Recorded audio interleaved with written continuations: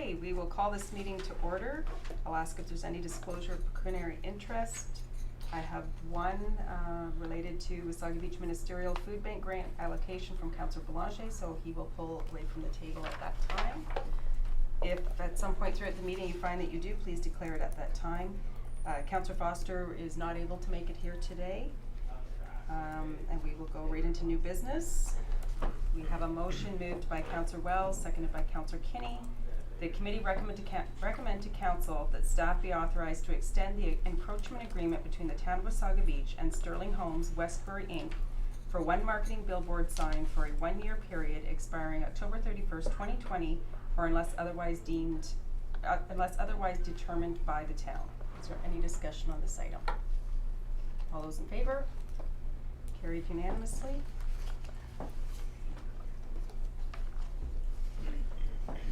Next, we have a motion with regard to 304 Main Street, and I'll ask staff if you wanted to join us before I read that one.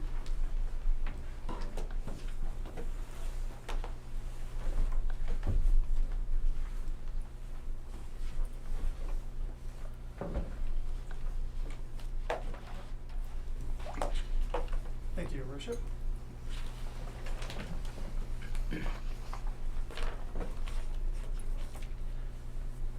Further to the public meeting that was held in mid-October with respect to the rezoning application for 304 Main Street, town staff is pleased to present a recommendation report on the rezoning application at this meeting for potentially eligible for ratification by council next week, subject to the committee of the whole's considerations of the recommendation report today.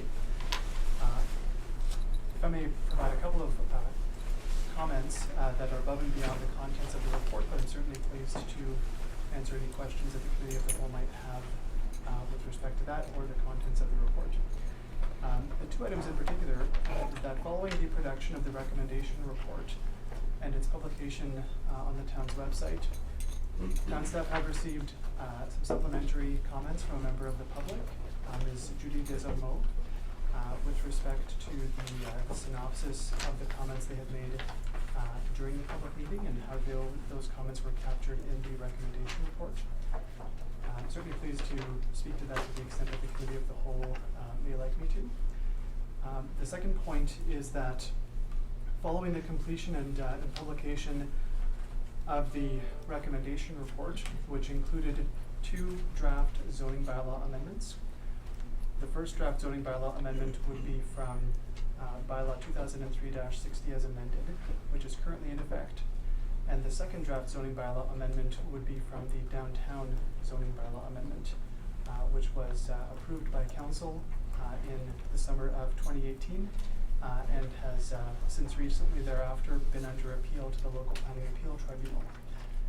The appeal of the downtown zoning amendment is still under consideration by LPAT, and therefore that bylaw is not in effect. That explains why the applicant has had to apply for amendment from existing and approved but not yet in effect zoning for the property. As a result of the 2 bylaws requiring amendment to consider the proposed development of 304 Main Street, town staff presented 2 bylaws. And following the publication of the report, through further discussion with the applicant's planning consultant and town staff, there were a couple of points in each bylaw that were found to require some further modification to essentially have them function better together, so that it recognizes both the intended standards under the downtown zoning amendment while also provides for the applicant's desire to phase the development of the site. Subject to Committee of the Whole's consideration and wishes, I'd be happy to expand further on what those proposed modifications may be. As an alternative approach, town staff would be pleased to present an explanatory note along with the submission of those bylaws for consideration by council at next Tuesday's meeting.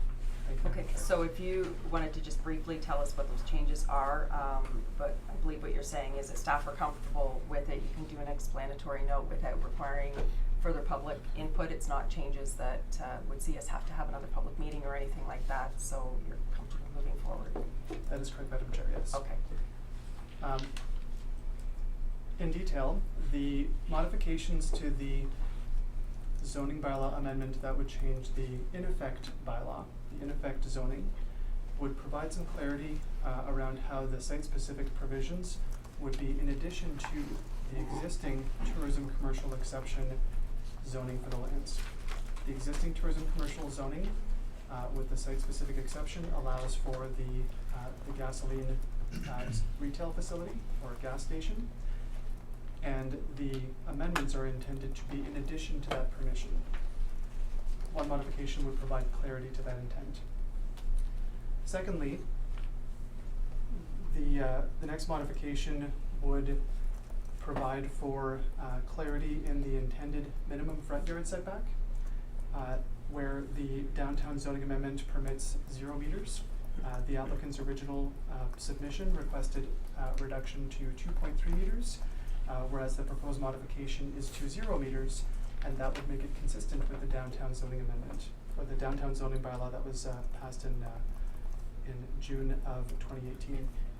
The third amendment to the existing in effect zoning bylaw is to provide clarity around the opportunity for the facade of the hotel that faces River Road West to have balconies that encroach within a minimum exterior side yard.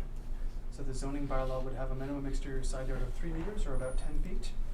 The parent zoning would allow for an encroachment of balconies up to 1.2 meters, and the modification would just articulate that permission alongside the 3 meter setback. So to allow balconies to exist as close as 1.8 meters from the River Road West right of way.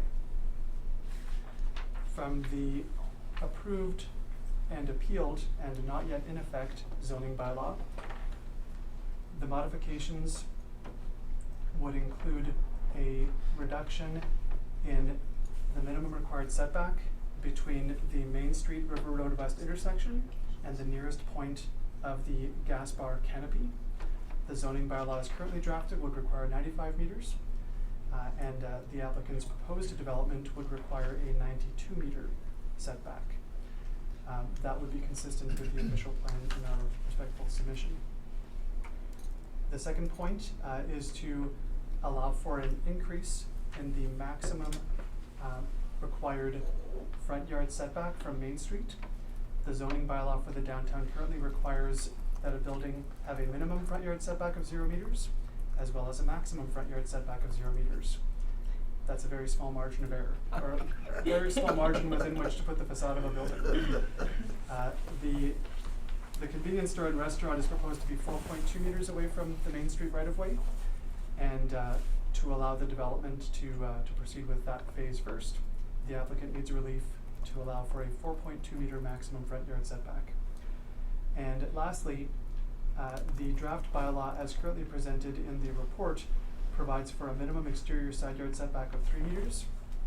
That would actually create a more restrictive standard than already exists in the downtown Gateway 1 zone under the downtown zoning bylaw, which is 0 meters as a minimum setback.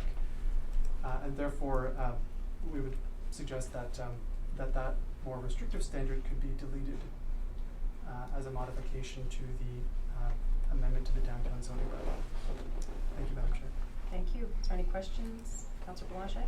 Thank you, Mayor. Just a couple of questions, and that's a lot to take in without actually anything, slides to look at. But when we go to the 0 meter setback, there were I believe in the original presentation, there was a buffer of some trees I can't remember if it was on Main Street or River Road or both, but I would hope that we're still planning to do some planting, even if the setback is 0. And the only other question is, if we reduce the canopy to 92 meters, does that anyway impact the design of the hotel and the distances required from that hotel over what we were showing? And I understand that that was just a concept at this point, but it is a pretty tight location for parking in a hotel, and 3 meters is a considerable amount of space. So, Thank you, Councillor Blanchet. Through you, Madam Chair. With respect to your first question, the modifications that we've suggested through the explanation here today would not modify the applicant's requirements around landscaping. Their landscaping plans continue to show planted trees along the Main Street right-of-way as well as along the River Road West right-of-way. And we are providing detailed comments with respect to the proposed landscaping. As far as the reduction in the setback to the canopy from the Main Street and River Road West intersection, I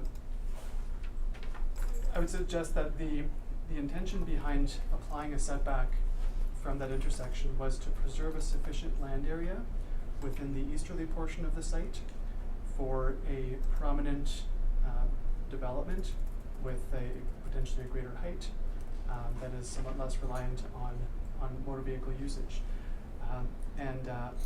We would suggest that allowing a reduction from 95 to 92 meters would still allow for the preservation of the eastern portion of the site with a more prominent land use. Go ahead. Thank you, Mayor. Just for clarification though, what we were presented would still fit and meet all the requirements with the 92 meter setback. Through you, Madam Chair. Yes, Councillor Belanger, that is correct. Okay, thank you. Okay, Councillor Watson? Thank you, Your Worship. The feedback I've been getting from our residents is a concern about the hotel portion of the site and what control we as a municipality have over that, because there's skepticism that the hotel is not going to happen, or not going to happen in a timely fashion, because the proponent is in the gas station business. So I guess the question would be, do we have any control on timing with their zoning that? And if not, I know we talked about landscaping, and I think the concern is that, well, how nice is this landscaping going to be? Because it should be spectacular on that corner until the hotel is built. It can't be 3 or 4 trees, and that's it. And I think we did discuss that at the last time this was at this table, and that, you know, the gas station would move forward, and while we would like to see the hotel, it will be zoned, and whether it's this developer or another one, it would be zoned for that purpose, and that there is a need to have it glassed and looking nice. But if you can confirm that. Certainly.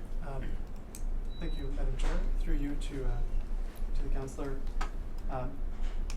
From the perspective of the authority we would have under the zoning bylaw, we wouldn't have, it might be beyond the town's authority to impose a time requirement on the development of the hotel. That being said, that is typically a role that the site plan control agreement would play in requiring the build out of phase 1 within a prescribed number of months, and then the build out of phase 2 within a prescribed time frame afterward. So there is that opportunity through a site plan control agreement. The time frame within which that may actually happen, and I would have to defer to the developer, and I do note that the developer's land use planning consultant, Mr. Murray Evans, is in the audience today. As far as the state of the landscaping, we have reviewed and discussed that internally, and we would very much agree with the submission that you've made, that the landscaping be a very prominent and aesthetically pleasing entrance feature that is reflective of the prominence of the site as an identified gateway site within the downtown official plan amendment. And that's something that we are still reviewing, and we'll be providing detailed comments to the applicant on that. Thank you very much. And I think this is, you know, different really than any other development in town where, you know, so much time goes by and they will come back to the table to say, you know, we need an extension to that agreement, and I would see this as no different if the hotel was not to go forward right away. Yes, Madam Chair, that is a possibility. Okay. Anyone else? Councillor Wells? I guess my, excuse me, my broken record comment or question is, assuming this all proceeds through council at the end of the month, from today and then through the end of the month, what your discussions with the planners, and I know they're present, have their discussions been at what timeline might be involved in, at the very least, removing the old buildings, the pumps, the et cetera, et cetera, et cetera, and leveling the site ready for future development and cleaning up what is basically an eyesore. Through you, Madam Chair. We have certainly discussed council's comments as made during the public meeting with the applicant's planning consultant since then. I don't have a detailed response to provide to council at this time with respect to their timeline. Certainly from a town staff perspective, we would be working with the applicant quite eagerly to get them to the point of site plan approval, such that they'd be in a position to proceed with obtaining building permits and proceeding with the redevelopment as expeditiously as they could, with the municipal approvals required. So if I may, Your Worship, then we have to, even with the passing of this, we're still waiting on site plan approval and a number of other things before a cleanup of the existing could be undertaken. Through you, Madam Chair. I would understand that the applicant could elect to apply for a demolition permit today if they so chose. Okay. But that their decision to do so is not I realize. predicated on pursuing site plan approval and a zoning amendment. Okay. And I think the feedback that I had sort of gotten was, they needed some assurances that this was moving forward before they started to do too much on the site. So I think that once we see this happen, hopefully we will see demolition permits and things taken in quickly, so. Okay, any other questions?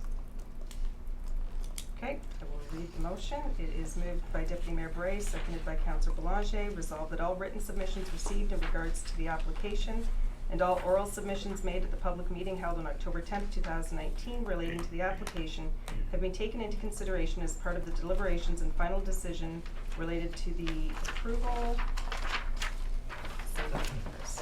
of the application for zoning bylaw amendment Z0919, and that pursuant to the Planning Act, the following statement shall be included in the notice of decision. Regard has been had for all written and oral submissions received before the decision was made in relation to these planning matters as considered in the report on application Z0919 presented to the Committee of the Whole on November 19th, 2019, and that the Development Services section of Coordinated Committee recommends that Council approve the application for zoning bylaw amendment number Z0919, inclusive of modifications recommended by town staff in the report to Committee of the Whole dated November 19th, 2019. And that pursuant to subsection 3417 of the Planning Act, no further public notification is required. And that in accordance with the provisions of subsection 45 1.4 of the Planning Act, RSO 1990, CP 13, as amended, the owner shall, through this resolution, be permitted to apply to the Committee of Adjustment for variance from the provisions of the zoning bylaws appended as attachments 3 and 4 to this report, if as applicable, before the second anniversary of the day on which the bylaw was approved by council. Long one. Any final comments? All those in favor? Carried unanimously. Next, we have a motion moved by Councillor Boulanger, seconded by Councillor Wells, that committee receive for information the report on the Ministry of Municipal Affairs and Housing consultation on potential changes to the delivery of building code services in Ontario. Further, that committee authorize the submission of Appendix B of this report to the Province of Ontario as answers to the questions posed by the Ministry of Municipal Affairs and Housing in their discussion paper entitled Transforming and Modernizing the Delivery of Ontario's Building Code Services. And we do have our Chief Building Official here, if there's any questions on the report. No? Councillor Boulanger? Thank you, Madam Chair. Hi, Danny. I was certainly supportive of this. I think prior to this ever coming into effect, you had indicated a culture of permit, and I believe this would support that and allow us to make modifications to allow building and development to happen more quickly, as we are doing on the planning side too. So anyhow, I hope it helps you move some of your plans forward that were already in place. So. Anything else? Okay, all those in favor? Carried unanimously. Thank you, Kenny. Thank you. Hope we didn't work you too hard Pretty there. easy. Next is a motion moved by Councillor Wells, seconded by Councillor Kinney, that the Committee of the Whole of Council receive the Director of Recreation, Events and Facilities report regarding potential partnerships for the provision of recreation facilities in the Sunnydale Trail subdivision with Pacific Homes and Simcoe County District School Board for information, and further that committee directs staff to formalize parameters in support of future partnerships with both the Simcoe County District School Board and related developers surrounding recreation facilities in the Sunnydale Trail subdivision for further approvals by council. Any discussion on this? Councillor Kinney? Thank you, Worship. I'm just happy to see that we're again reaching out to all partners and making things happen in our town. Okay, all those in favor? Carried unanimously.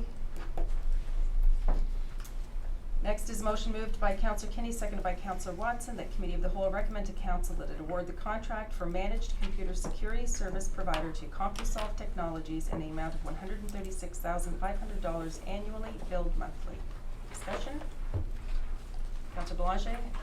Thank you, Madam Chair. We had discussed at a previous meeting about previous RFPs like this, but this was very close scoring and none of the detail was provided on either of the bids. And I think we had indicated earlier the preference of council was that we would be provided that detail to look at as well. I certainly trust that it was all reviewed, and I support the recommendation, but it just gives us more information as we're looking at the material. Certainly. So in future, if you could, it would be appreciated. Okay, anyone else? Deputy Mayor Bray? This is obviously a new service since the cyber attack, and is this something that you can see that we will need from this point on? I Yes. certainly know they're experiencing the same thing at the county and in other communities, and I just, like, the cyber attacks have just increased our costs and there's nothing we could do about it. It seems to be the direction that things are going in today's world. It is recommended as best practice for lesser than large cities where they have the revenues and staffing, which have a dedicated cybersecurity department and staffing, that the smaller tier are reaching out to get third parties in order to focus on patch management and other components of network security, patch all your health out to the end systems and that. So it doesn't seem that it's going to be going away anytime soon at this point in time, but it is highly recommended for that reason. So again, not questioning the need for it, just the costs for it. I wonder if moving forward, if all municipalities need it, if it might be something that maybe Simcoe County could look at, you know, like the fleet management, they can sometimes get better pricing because they're negotiating for 16 municipalities, not one or two. So maybe moving forward we can, or you can have discussions with your counterparts.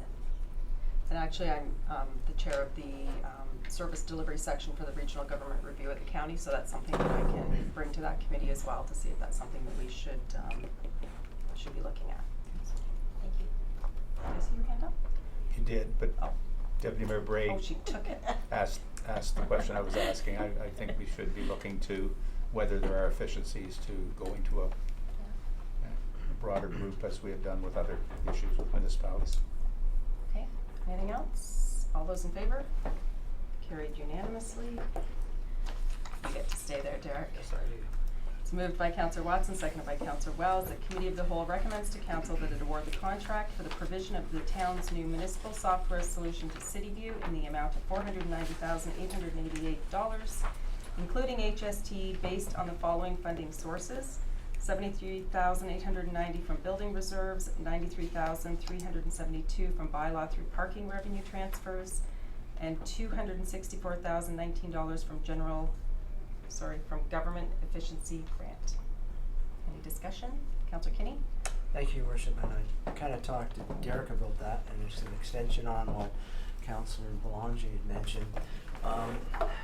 In your report, we see that we had two different companies that were vying for our RFP, and their cost factors are, well, one is 190 and the other one's 490, so it's a fair distance away. And as a staff, we selected the higher price, and again, I support the people that know what they're doing. However, to provide a little bit more clarity, again, to the public and to us, if you could kind of expand on, yes, we took the higher price, but it's worth the value. Certainly. So, with our evaluation team that we had, which was made up primarily of all the department heads, in order to make sure that we're meeting their data collection requirements and their efficiencies, we evaluated what the different vendors were providing for services. We had originally looked at 4 different software solutions to see what all components and extensions from what we currently have in place, that we could provide a higher level of service to our residents in that building. For example, it's having more presence with their reporting. Right now, we can't generate a proper report of how many outstanding permits do we have that have not been closed. That's a pretty basic thing, I would think, and therefore we need to know that we can generate such reports and that the department heads can go into the solution, pick variables, and then generate a report on those variables. We can't do that right now. Also, having a public facing side onto extending to our website, that will then allow for things such as online building permits, that they can go in, fill out the building permit, submit it electronically. That gets the ball rolling. There's a number of different components like that. Online forms that are within the departments. Right now, I know that there's one for Public Works that they have to, an individual has to go over to Public Works for the heavy equipment permit and such. Other municipalities already have that online and available, and part of that is through their solution. I know that Collingwood, for example, they're using the City View and have been for 10 years successfully, and all those such online permits and providing that higher level of customer service to the residents is available through that platform. We have had some challenges with our existing platform. They might seem minor, but when it comes to actually managing, so a business renewal. So we had a staff change. You need to change the signature from what was on the previous letter. Well, that's been hard coded. So then you have to reach out to the vendor to have that taken care of. Like, that's not ideal. We should be able to manage those types of simple things in-house. So we weigh current functionality. The City View is all built within one solution as a whole, whereas the solutions from Marmac are various components that they have built individual pieces and then integrate them with each other. The functionality of that, even though it's supported by the same entity, is not as, how can I put it? Robust. Yeah, robust is in the report. Yes, but it's not necessarily as reliable as something that has already been built to work right off the get-go. Like, all these little moving pieces. I just think from an operational standpoint, for meeting our departmental needs, our workflows, going from planning application reports that they can say, what's the status of this report, generate that report for council. I know that the information is complete and accurate. Building for whatever their needs are, engineering, which we haven't had tied in the past, that now we can extend the software into the engineering component, lot grading and all those pieces. So we're actually extending how much the software is actually doing with a common set of data, and sort of we're enhancing the overall workflow and support that our staff can provide by having the right tools at hand. it'll be more efficient if one department can go in and look and see what the other department has Yeah. done already. And I think for the seasonal residents who are replacing cottages and doing all of those types of things, that they can go out, you know, from Toronto, go online and start doing this stuff will be They don't have to drive up to do certain things. just to hand in some papers. Exactly. Thank you. Okay, Councillor Boulanger? Yeah, thank you, Madam Chair. You answered a lot of my questions. It's a considerable amount of money, and you know, I think the public is very interested in some of the efficiencies you talked about. And it's great that some of it is being covered by grant, which is giving us virtually the much better software at a more reasonable cost. Just to add to that, though, there was a $42,914 annual maintenance cost. I'm assuming that there's a maintenance cost to what we have now, Yes. whether it be internal or external, and I have no idea whether it's anywhere near 42,000, but at the same point, it's not all of that 42,000 is new cost.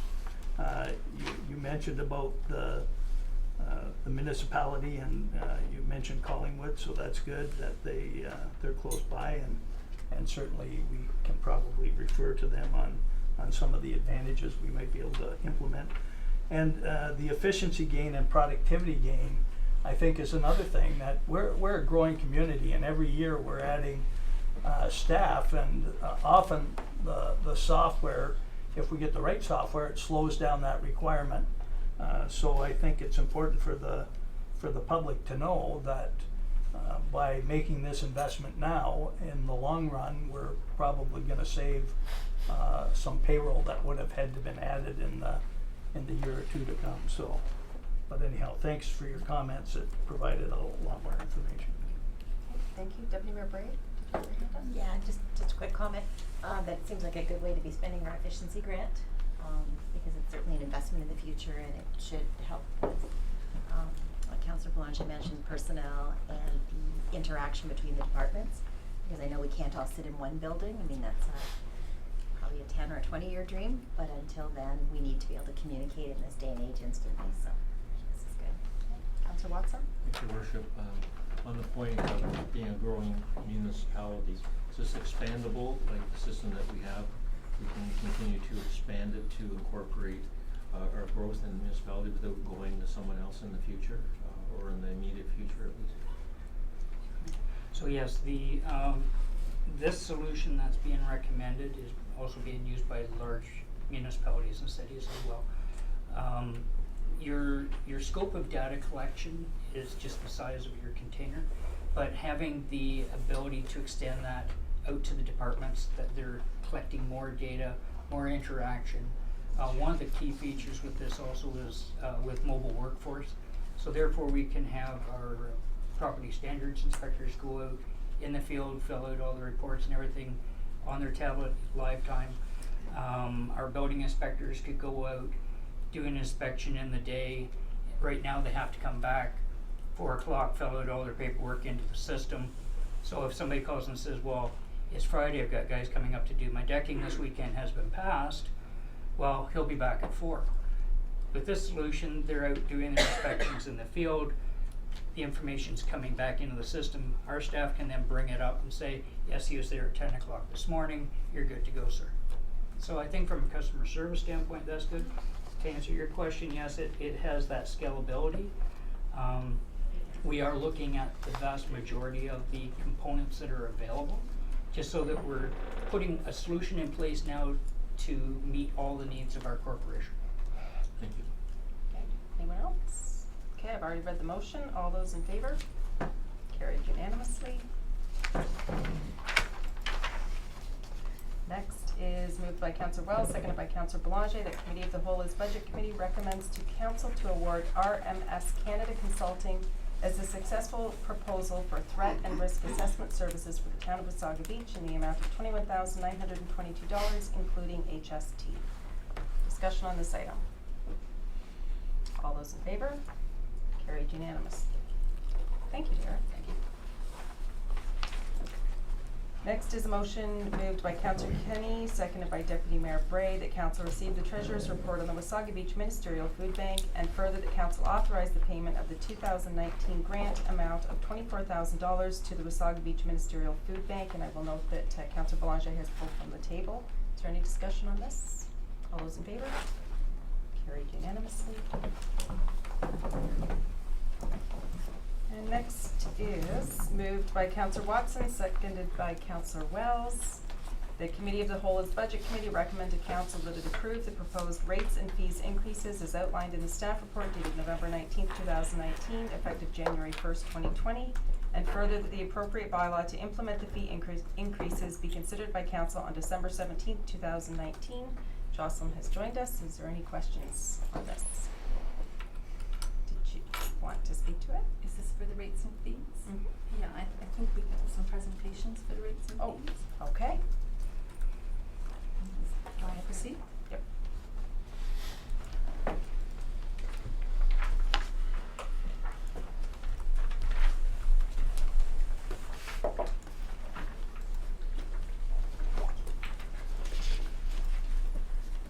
The main presentation that I'd like to provide you with is the review of the 2020 water and wastewater rates. Each year we update the rates and fees, and we just do a short review of the information that goes into updating the rates. So the water and wastewater system is self-sustaining, which means it's a program where the user fees that are raised have to generate enough revenue to sustain the program, not only for the current year, but the future requirements for asset replacement as well. And so the water and wastewater update that we do each year is the basis for any rate changes that we make. And financial sustainability for the system, there's some points here that are important to note. For example, there's no profit generated for the municipality from the water and wastewater user rates. All of those rates are used to support the current year's operations, as well as any surpluses that are generated, that are budgeted to be generated, are held in a reserve. And this is part of the Safe Drinking Water Act, which is mandated by the province that we have to hold sufficient reserves in order to make sure that we have the funds there for replacement of any future requirements and be able to maintain that existing infrastructure. There's works that have to be done to keep the infrastructure sound, and also the annual operational costs. So this is how we achieve sustainability within this program. Some of the factors that impact the results when the update is done, the number of users is looked at. This is one of the largest influences. More users into the system creates more need, and also helps spread the fixed costs out over more users. The wages and benefits, we look at our salary grid and the union contracts and adjust accordingly. And we have a contract with Aqua who help manage the operations of the systems. Utility costs is a major cost driver, and then we look at our asset replacement requirements and our inflation rates for any of our general expenditures that are incurred. Some of the steps taken in the review process include a review of the current users, so both a forecast of new users expected when we look out at the 10-year forecast, as well as users for 2020. For example, we're at 12,827, and that's up about 340 users from 12,474 in 2019. So a bit of an increase in users there. The consumption patterns are analyzed. We look at the average consumption levels that are calculated, and then we have, for a single family home, the average consumption is 167 cubic meters for 2020. We look at revenues and operational costs, and we look at the revenues, what's coming in for the base charge and the consumption charge, and what operational costs are required. The consultant looks at understanding the needs of the system in terms of replacement, the inventory of assets that we have, and what is the normal number of years that that asset will last. And when we looked at Aqua's 2016 asset inventory, their forecast shows that the largest replacement and upgrade years will begin in 2019 with approximately 12 million in investments required up to the year 2026. And so this is helping to do the replacement and repair and rehabilitation of the current infrastructure that's in the ground now. So the forecast is prepared and using the rates that are calculated and any asset replacement needs that are in the forecast. And then we develop the proposed rates. So for 2020, the base rate is proposed to increase by 2.2%, and consumption rates increase by 3.5%. And it's also proposed that this rate take effect January 1st, 2020. The increase provides for existing maintenance costs. It compensates for the increasing costs that are anticipated in the 10-year forecast, and it assists with maintaining the contributions to the life cycle and, again, achieving our sustainability. So when we look at the impact to the average resident, the annual base will increase $7.83, and the annual consumption is expected to be about $5.01 for a total increase of $12.84 per year on the average consumption rate of 167 cubic meters. And looking at comparing to some of the neighboring towns, you can see our rates are $537.40 as compared to $1,146 for Collingwood. So you can start to see that we're quite reasonable in our rates when we're compared to the surrounding municipalities. In the forecast, you can see the reserves over the next 10 years are going to be building. This is in anticipation of that requirement for the asset replacement. So you can see there the scaling of the amount of the reserves going up over the years. So for 2020, if looking at the 3/4 inch size pipe for water, the annual base charge is $163.72, and the wastewater annual base charge is $192.16. And the consumption rates on the residential side for water are 38 cents per cubic meter, and for wastewater 63 cents. And those are the typical single-family resident rates that I just read out to you. For the non-residential rates for water, the annual base is $163.72, and the wastewater annual base is $192.16. And again, our consumption rates are 38 cents and 63 cents. And lastly, our lifestyle condominium corporations, the monthly base charges per unit will be $122.92 for water, and for wastewater $144.03. And again, our same rates. And our construction rate for annual base charge will be $209.60, and the wastewater annual base charge will be $248.45. So that provides you with a bit of an overview of the update that our consultant provides us with, and then what that impact is to our 2020 water and wastewater rates. Thank you. Is there any questions for Jocelyn? Councilor Watson? Thank you, Your Worship. A few of us around this table were at the council table when we brought metered watering into Wasaga Beach, and it was a big decision at the time, and we saw projections out for decades really on how this was going to come about and how the rates would ebb and flow depending on infrastructure requirements. We're very fortunate in town that I think our oldest pipes are around 1979 or 80 when the first section of sewer and water went into Wasaga Beach, as opposed to a lot of towns that have been around for 100 some odd years. They're facing major infrastructure upgrades to do that. So from that point of view, we're in very good shape. And was it $12.84 a year? Was that Yes. the increase on it too? Well, if I have 2 less Starbucks, I guess that'll cover it for the year. But the front page of the Toronto Star yesterday brought in the sharp relief, the problems that you can have with water. The township of New Tecumseh made the front page. It was front page and the whole full back page of the difficulty they're having with their water systems. Water that's off color, smells, talking about lead in the system, and all sorts of problems with it. And I'm fortunate, I feel very fortunate that we have a very good system. A lot of these things are mandated by the province, reserve funds to take care of these infrastructure needs. So I feel very good about the whole system. Thank you.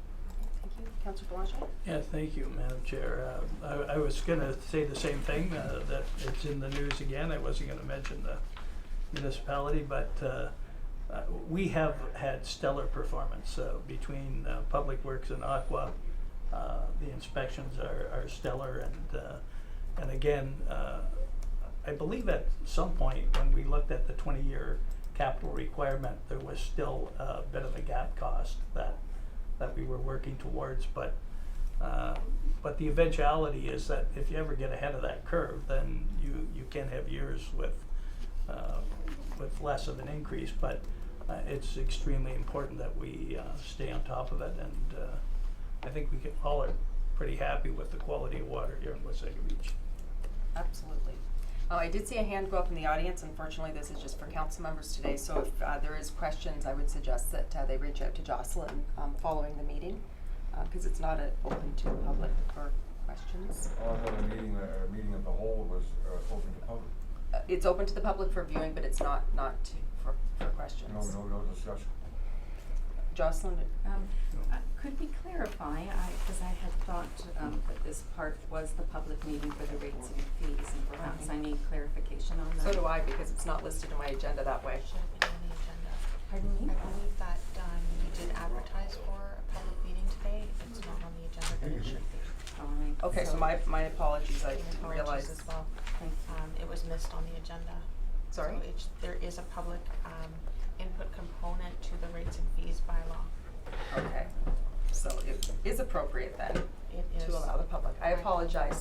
It wasn't listed as a public meeting, so absolutely. Well, yeah, I was here last year and you opened it up. I'm just going by my agenda, and it Oh. wasn't listed as a public meeting. Well, but okay, I happen go to ahead. have my bill here. And something really bothers me. Now, you also indicated 2.2 and 3.5. That's not what the cost of inflation. Do you know what the cost of inflation is? Yes. What is it? Right now, the cost the of rates inflation and is 2.3. Okay, what's Okay, so I'm gonna first get you to state your name and your address for the record, and Oh. we do need to stick to what's on our George. agenda, rates and fees. Steve Anthony, 96 Silver Birch Avenue. Hey, getting to my bill, it's residential water meter, 1170. Residential sewer surcharge, 1940. Residential water base rate, 2728. Residential sewer base rate, 3202. Why am I paying more on my sewage than I am for my water? When you don't have a meter to indicate how much sewage I'm using. Okay, so we're not gonna deal with individual people's bills, but if you wanna address, how we do those bills, and why we need to do it in that fashion. Jocelyn? Thank you, Madam Chair.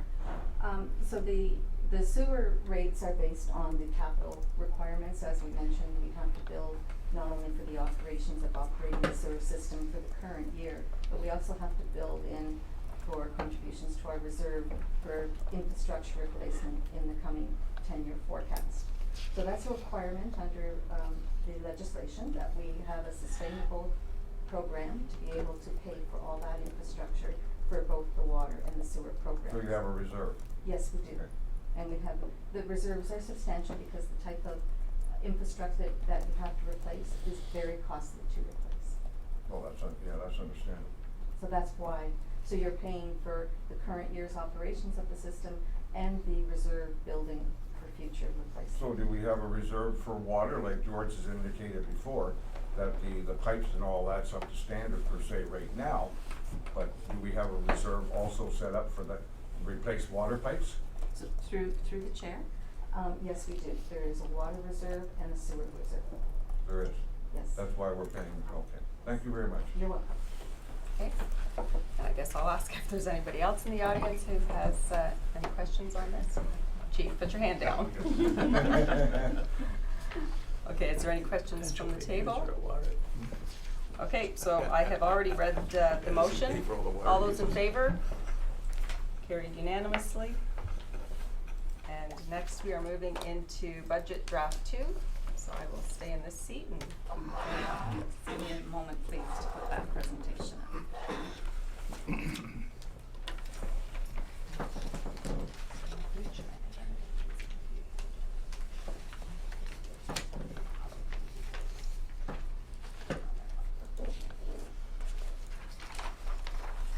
Okay. So this is our draft 2 of the 2020 budget.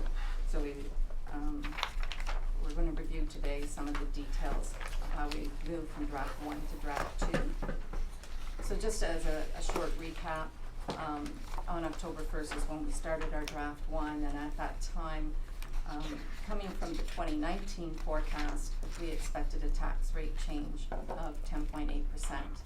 And then as we began the 2020 draft 1 changes and opening adjustments, that increased the tax rate change to 16.7%.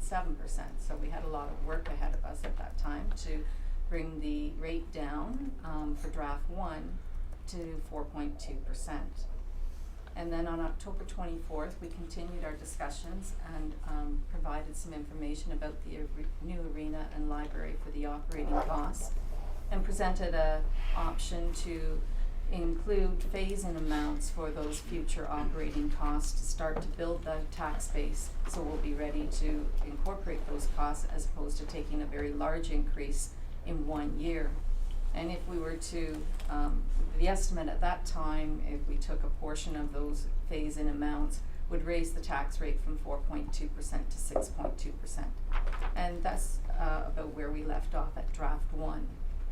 We then had a review of the asset management needs and requirements. We talked a lot about the legislation and the requirement to do asset management planning, and the fact that we recognize we have an asset management gap.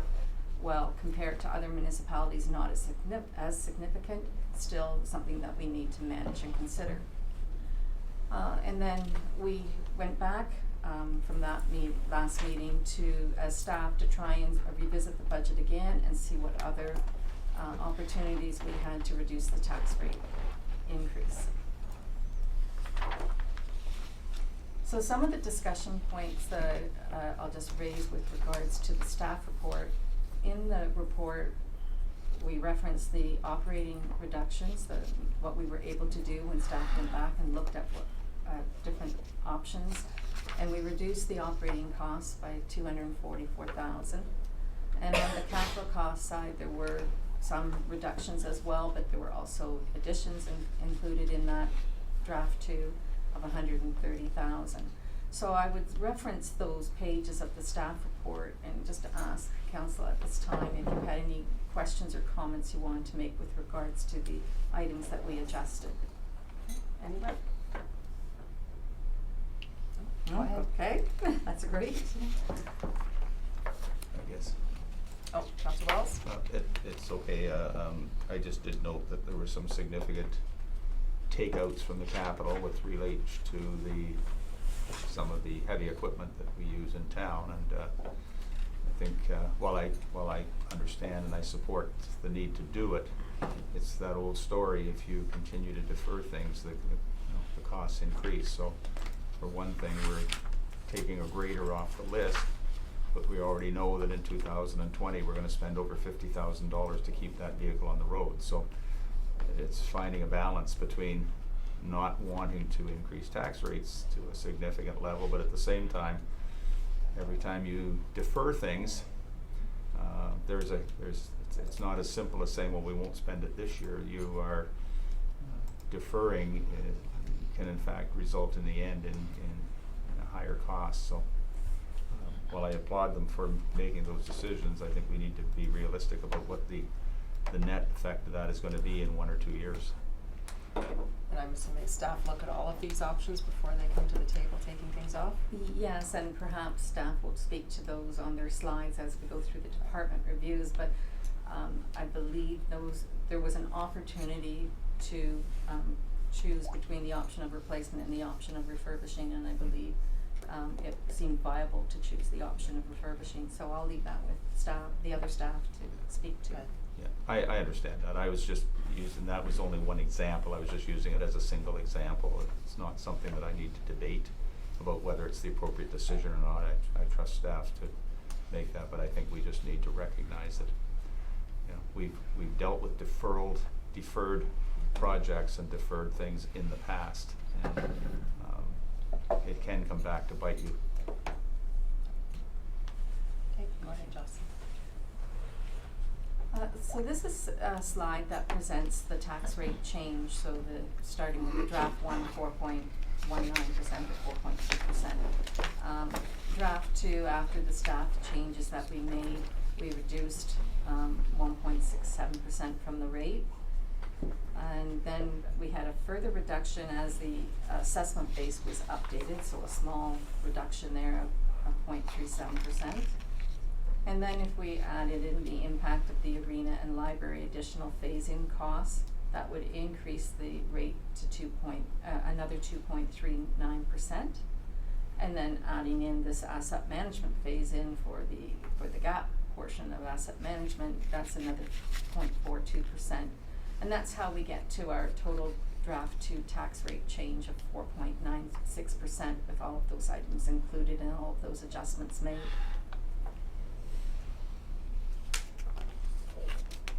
So at this point in time, I'd like to begin the department program reviews, and as I bring up the slides, I would ask that the department lead come up and speak to their slides. And our first slide is covering administration and policing. So I'll turn that over to. Thank you, Jocelyn. Your Worship, members of council, those are the highlights of the changes. Jocelyn has touched on some of them already. Talked about adding new funding for grant leveraging opportunities arising through the year. That's $25,000. That was money that we've taken from the corporate initiatives that was under council's budget, transferred under administration, and that's funding if a grant opportunity should come up where there's a municipal contribution that's required. We have some money there to address that. Added the community engagement website cost, as council may recall. There was a report that was on your coordinated committee meeting last week dealing with that. And then the overall OMPF or UMP funding has been reduced to the municipality, and there's a component that's used to fund the operating budget, so that has reduced, as well as there's been a reduced contribution to the asset management reserve, which that money had been going to for the last few years. And last but not least is that the policing budget was increased by 2.3%, $112,000. That's based on an estimate provided by the Ontario Provincial Police, and they look at the base costs and the calls for service that have occurred in the municipality, and it's a rolling average, and they estimate what the cost is going to be go forward based on that formula. So that money has been put in the budget as well. Okay, any questions? Councilor Watson? Thank you, Worship. I think you just mentioned a gap in asset management planning, is that correct? You mentioned, or Yes. And I've seen it in the report. How did that gap come about, or to understand what that gap is and why we're filling it now? Well, I'll start the conversation, Jocelyn might jump in, but several years ago the province instituted a requirement for municipalities to undertake asset management planning and financing for their assets, and set some rather ambitious targets for municipalities. Town of Wasaga Beach was very fortunate because it was already putting funds aside, but the targets are quite substantial in terms of, basically it's to put aside enough money in your reserve accounts to replace your documented assets that you have in the municipality. So that includes all your roads, all your water mains, sewer pipes, arenas, et cetera, et cetera. And the amount of money required to do that is substantial, and that's why a number of municipalities, most municipalities are not putting enough money aside. However, there are requirements in terms of demonstrating that you are putting money aside. Some of the grant programs that we apply to, they want to see, A, you have an asset management plan, and B, that you're putting money aside to do that. So it came about through direction from the province. I think they saw that some municipalities, when it came time to replace certain infrastructure, they didn't have enough money in their reserves, and they were in a crisis. It might have been a water treatment plant or sewage treatment plant or something, and they didn't have enough money, and they would have to come to the province. So the province mandated municipalities to commence doing this asset management planning and putting money aside. Jocelyn, I don't know if you had anything to add. That's a good cover of it, and also part of it was when PSAP came about, the financial changes of putting assets onto the financial statements. At that time, it started to really highlight this requirement and this need, and prior to that, municipalities had been more operating on pay-as-you-go, and this changed along with the legislation and the PSAP requirements. All of that together started to change the direction that was required. Okay, anyone else on this slide? Okay. So, Julianne, would you like to join me? Afternoon, Madam Mayor, members of council. Just as an add-on before I go to the actual slide, just our fleet capital replacement strategy is really made up of 3 components. It's initiated with the Schedule A from our tangible capital asset policy. We have a 10-year and 4-year vehicle replacement acquisition forecast that we look at, and which brings up which vehicles are under replacement. And we do a vehicle equipment and evaluation inspection. Report is completed with the mechanics to evaluate the unit, and it's a scoring system. We evaluate the interior, the tires, the mechanical condition, powertrain, electrical wiring, age, mileage, and hours, and we take that all into consideration to see, okay, should we replace this vehicle now, even as it comes up on our asset management policy. And this is what we've come up this year for replacement, and to help answer Councillor Stanwell's comment about the grader. We did a thorough analysis of the grader.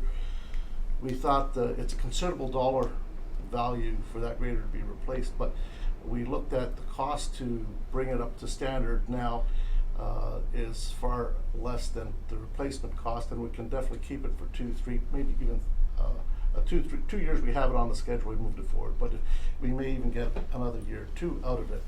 And it'll be further reviewed at that time. At that time, it may still be doing what we require to do and still may be good, or it will be time to replace. We have moved it forward from previous years as well.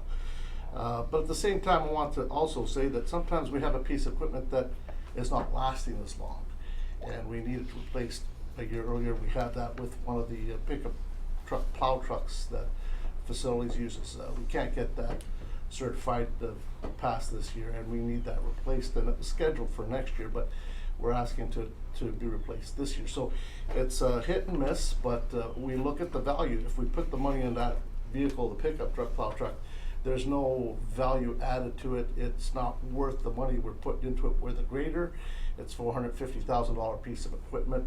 We're putting $50,000 into it to get it back up. It's a lot of it's engine work, but at that moment in time, the rest of the grader looks great, and we think that we definitely keep it for 2-3 years after that. So that's what we have.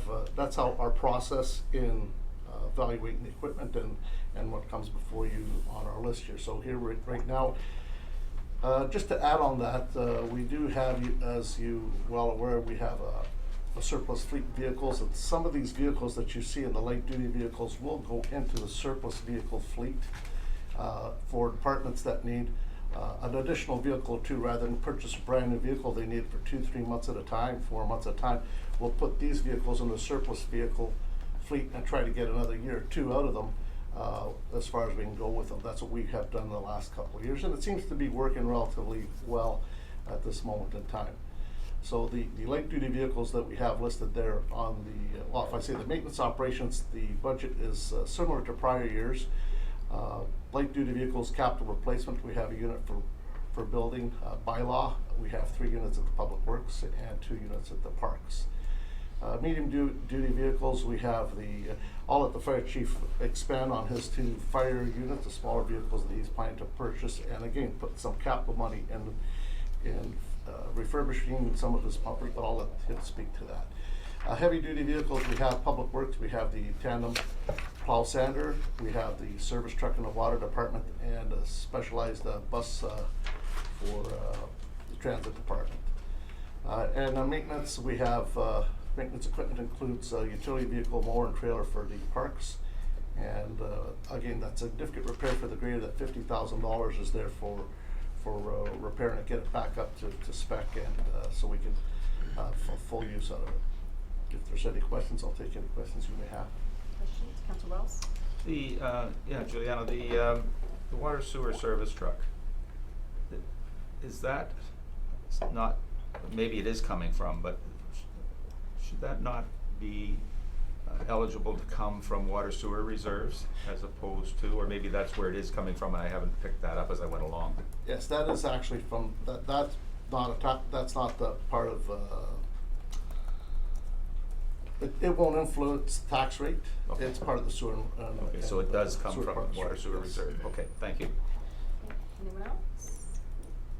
Okay. Thanks, Joanna.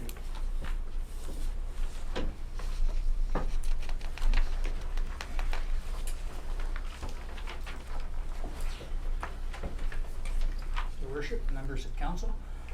So for 2020, with our operations, we're looking at adding a 1-year contract junior technician.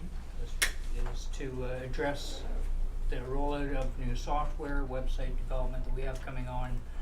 A fair amount on the plate. Our annual life cycle, we have a number of assets that are going to be life cycled in 2020. So we have those components, and to enhance the level of service to our end users. It has been a challenge trying to keep on top of everything. It's constantly growing as we grow in staff and systems and software solutions of trying to keep on top of it all.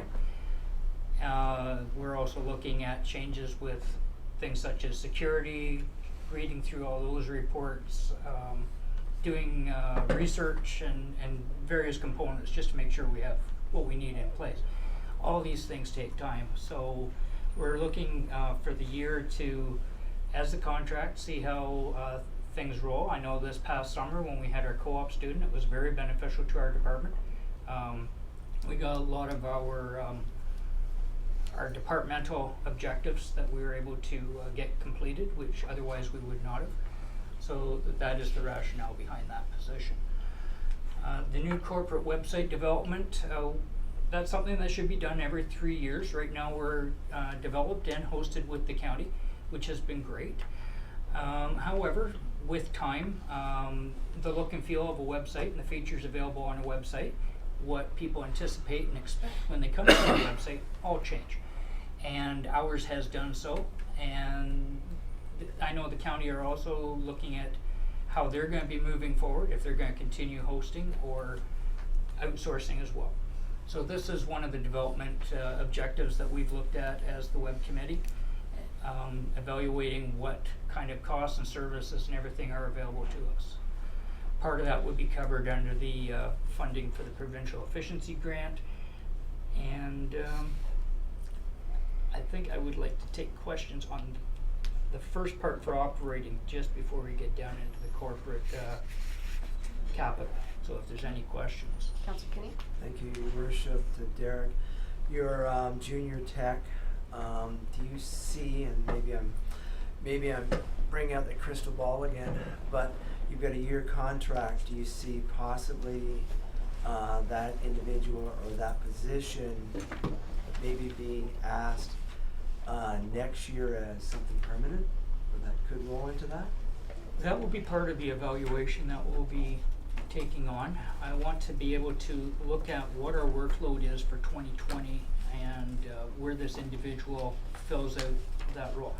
If I am off-site for any reason, vacation, if Chris is off on vacation or a meeting or off at another location, trying to carry that workload as a single individual, it is very difficult. So just having two bodies is beneficial, that we keep things moving smoothly.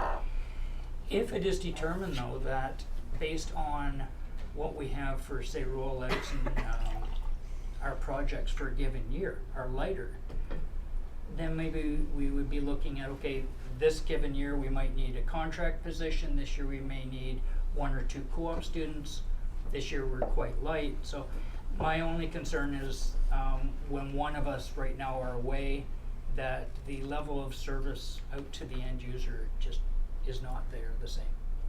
Thank you. Okay, anything else? George?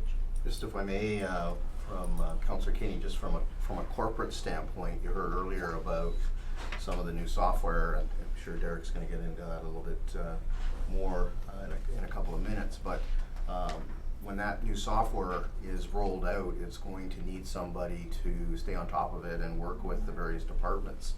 And it's not only that, but there are other efficiencies that we're looking to implement across the organization that are IT related. So the thought process here was that 2020 looks to be a heavy year in terms of implementing a lot of these new programs, new efficiencies. The current staff are fully engaged in providing the support and whatnot, and to pull them off to deal with other things, rather than do that, bring somebody in for this year, and as Derek says, evaluate going forward whether we need that same resource on a go forward basis. But for this year, it was the thought that because of the various efficiency improvements that we're making across the organization, that this would be the best approach. Thank you. Okay, any other questions on the operations? Okay, Derek?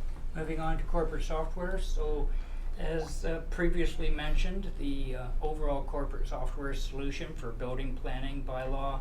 This will also include business licensing, engineering, some components of public works. There's some financial system tie-ins with regards to ownership. So that piece alone is going to be huge for us to bring on board, and there's going to be a level of staff training with that. So it's no small project. A lot of it is managed through our vendor of choice, but again, there's going to be the ongoing support. Everything new takes reminders and making sure everything is working as intended. With asset management software, we have a definite need to make sure that the solution that we have in place is collecting the data that it needs to, so that Kevin, for example, can do his forecasting for, I have these bridges coming up in X number of years, or these sections of roads, and know what that value is going to be in order to forecast into the budgets and make the appropriate planning. And also for Treasury, so that they know exactly where we're sitting with the assets of, our water infrastructures and such. The solution that we had tried to put in place a number of years ago just was not meeting that need, and so everything has been continued to be done more so in a spreadsheet format, which is not ideal for when people need to reference the same information at the same time. Records management software, that again, it's an efficiency level. It's used by the entire corporation.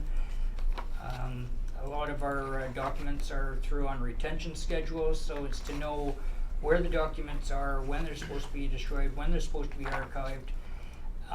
If there's any further on that, I would ask Dina if you would like to explain any more on the records management piece, or. Sure. This particular records management software is an electronic data records management system, which would incorporate all our documents electronically.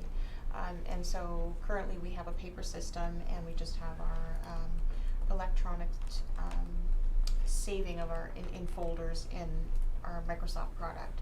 This would be an encompassing system that would keep all of our documents electronically, and we would be able to destroy as well as retain as well as securely send some of our legal documents. It would allow editing, so a user would check out a document, edit, put it back, so that we don't have multiple documents all over the place. So it's a very good system to move forward to as we go into the digital world and use less paper. So there's efficiencies to be had with regards to using a lot less paper, getting rid of paper, and using more electronic. So that's basically what that system is. And if I could expand on that, paper itself, it has a life. So you have documentation that it becomes brittle, it becomes yellowed, it becomes faded.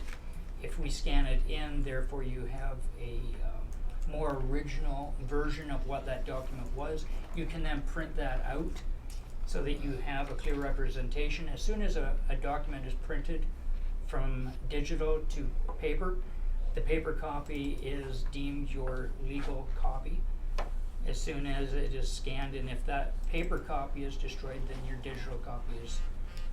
So it's easier to manage, in my opinion, going with a digital copy for sharing and moving it around in your retention schedules than what it is with paper copy, where you're loading up boxes and trying to get them all moved off site, and that's quite the chore I know that we go through right now each year. So from an efficiency standpoint, I think going digital is definitely a way to go. Okay, any questions? No? Thank you. Thanks. So I'll turn this over now to Dina. Thank you, Jocelyn. So I'm just going to give a brief synopsis here. Our clerk's budget is pretty much staying status quo. Council or committee has received previous reports with regards to some of the fee increases, which we're doing for the cemetery, particularly to remain sustainable in the cemetery. We've depleted our reserves, so we need to build those back up. As well as business licensing, we need to cover our costs for inspections and all the administration required. So we need to do quite a significant increase to our business licensing. We have also increased our parking fee revenues, and this is all with a view to cover costs in order for the department to become a little more sustainable as far as self-sustaining going forward. We've reduced our parking meters, what we're going to spend this year, from our forecast because it's not required, so we're only going to do, I think, 4 parking meters this year. And we're starting a pilot project with regards to electric vehicles. This year we're going to implement electric vehicle scooter for parking enforcement along the beachfront, and opposed to using our gas vehicles or wasting a little more time with walking back and forth. So we're trying that out, and in the fleet management we're also looking at potentially implementing a hybrid electronic vehicle for parking as well for our replacement. So we're looking into, we're exploring that this year. That's why you see in Juliano's slide there was a little bit of a different, there was a different amount for the light duty vehicle for bylaw, because I think we need to start looking at efficiencies and modernizing and bringing forward some different solutions for our vehicles. So that's what we're looking at in bylaw. There is a little bit of a difference you'll notice with our wages. We've reallocated where the staff are sitting as far as wages, and that's largely due to the elimination of the park warden program. So we will no longer employ park wardens, although we still need the same amount of bylaw staff for parking. So the wages are different for a parking staff person versus a park warden, so we will save a little bit there. But we've had to reallocate where those staff sit in the budget. That's for me. Okay, questions? Councillor Boulanger? Yes, thank you, Madam Chair. I have a question, a couple questions on business licensing, and one I had taken to our CAO because it appeared that in realigning the start dates of licenses to accommodate inspection and everything else, that some businesses were, instead of getting a prorated invoice for half a year, they were charged a full year. So if that happened across a lot of businesses, it could affect our budget. I haven't heard back the result of that, but that's something we could look at. Heard that from a couple businesses. And just for clarification, I'd just like to know if every business that is operating within our community, do they require a business license to operate? And specifically, if they're doing business with the town, do they need a Wasaga Beach business license? If they're included in the bylaw, they require a license. There are certain things that don't require a license. Doctors, for example, certain services that are not included in the bylaw don't require a license. But it's really, I guess, if anyone has a question, they should just call our business licensing staff member and she can answer that. But certainly there are certain businesses that don't require licenses, but most do. Thank you. Okay, Councillor Kenny? Thank you, Worship. To Dina, your electric scooter, I do like the initiative. I think as a town, the more cleaner we can be, the better. However, I know I used to wear a uniform, and I don't know if I'd want to be on an electric scooter. You better make it look nice. It is a modern looking one, just in case. I can send you a photo of it. Looks more like a motorcycle than that. Any other comments for Dina? Okay.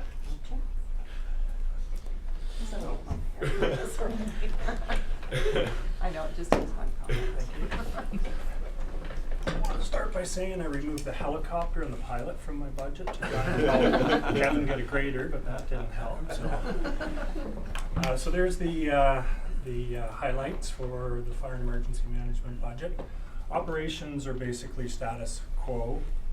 There is a slight increase to the cost of living and step increases for staff and benefits as well. For capital projects, the first note is the breathing apparatus. That equipment's actually been purchased, as I reported to council at coordinated committee. It's in service as of now, but we have spread that cost out over the next 4 years, 5 years including this year. So that cost you'll see in the next 4 budgets, and that was approved by council through a report from the treasurer. $40,000 has been allocated for fire rescue equipment. This is the replacement of some auto extrication tools that we're actually repairing them after every use now, so they're at the end of their useful life and need to be replaced. That item's been in our 10-year forecast as well for 10 years. There has been $107,000 allocated to start the process of retaining an architect and having some drawings completed for the renovations of Station 2. This is long overdue and has been pushed for many years. I know it's crunch time with the number of things we have going on in this community, but if this station's left any longer, we're going to be into a situation where we're going to have to tear it down and start over again. But right now we can work with the existing building and renovate that. So the goal is to have the plans completed in 2020 or early 2021, and then start those renovations in the spring of 2021. The next one, the fire 2 units, that's 2 small fleet vehicles. I informed council early in the term when I had our working group meetings that we have a plan to reduce the wear and tear on our pumpers. The pumpers are $700,000-$800,000 vehicles. We're responding to more calls now than we ever had. That number continues to go up. So we've looked at putting into place what we've called so far community response vehicles. They would be used to attend incidents that a pumper is not needed at. So you're looking at medical calls, carbon monoxide calls, public assists, and then all our commercial inspections these vehicles could be used for. So we ran the numbers, and we're 85 to 90% we can reduce the wear and tear on those pumpers. So we're not only reducing the wear and tear and the costs associated, but also the cost associated with the use of diesel fuel. So these small vehicles would certainly extend the life of those pumpers. And then moving to the next piece, the pumpers that we do have need some refurbishment. Not only mechanical for the drivetrain part of it, but the pumps themselves need work, and then the body on these vehicles also needs work and repainting. So that was the kind of the trade-off. Is we did have a pumper scheduled for last year that got pushed, that would have ended up in the budget for this year, and again we're looking at a cost $700,000-800,000. So this is a significant reduction. We do think this is going to work well for us. We have talked about hybrid vehicles as well, to even make them more efficient and environmentally friendly. So, and finally, I did want to note though that, not joking, a fire prevention officer was proposed, and that was taken out of the budget early with, well, basically the CEO and the treasurer, they took it out right off the start. So, but that's a position that I know it's another. We're in a tough situation with all that's going on, so that's been deferred. We'll look at that again next year. Okay, thank you. Any questions of the chief? Councillor Wells? Just a couple on, going back to the water, wastewater, does the chief pay for the amount of water they use? Just kidding. I have an answer. The 2 fire units, while I think it's a significant idea and well worth it, I guess my only question arises, if you have officers out inspecting using that vehicle, right now they are using the pumpers to go for inspections, to go for whatever purpose, such that call comes in, their bunker gear, their equipment is all in that vehicle, and they respond from wherever they are to whatever that call is. When we're only operating with, at the moment, 2 officers at each location plus a captain, how does that work? We have those officers now at, I don't know, Joe's Greasy Spoon doing an inspection. Sorry, I didn't mean that. I should have chosen a different name, Joe. I apologize. That wasn't the intent.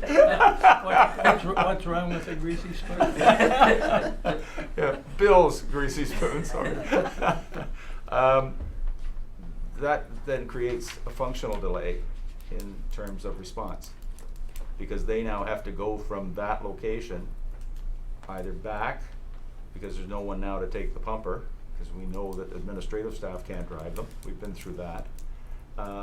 So I just am wondering how that plays out. Okay, through you, Madam Chair. So that's our one concern. We've looked at the whole program, and that was our one concern with the staffing level that we have.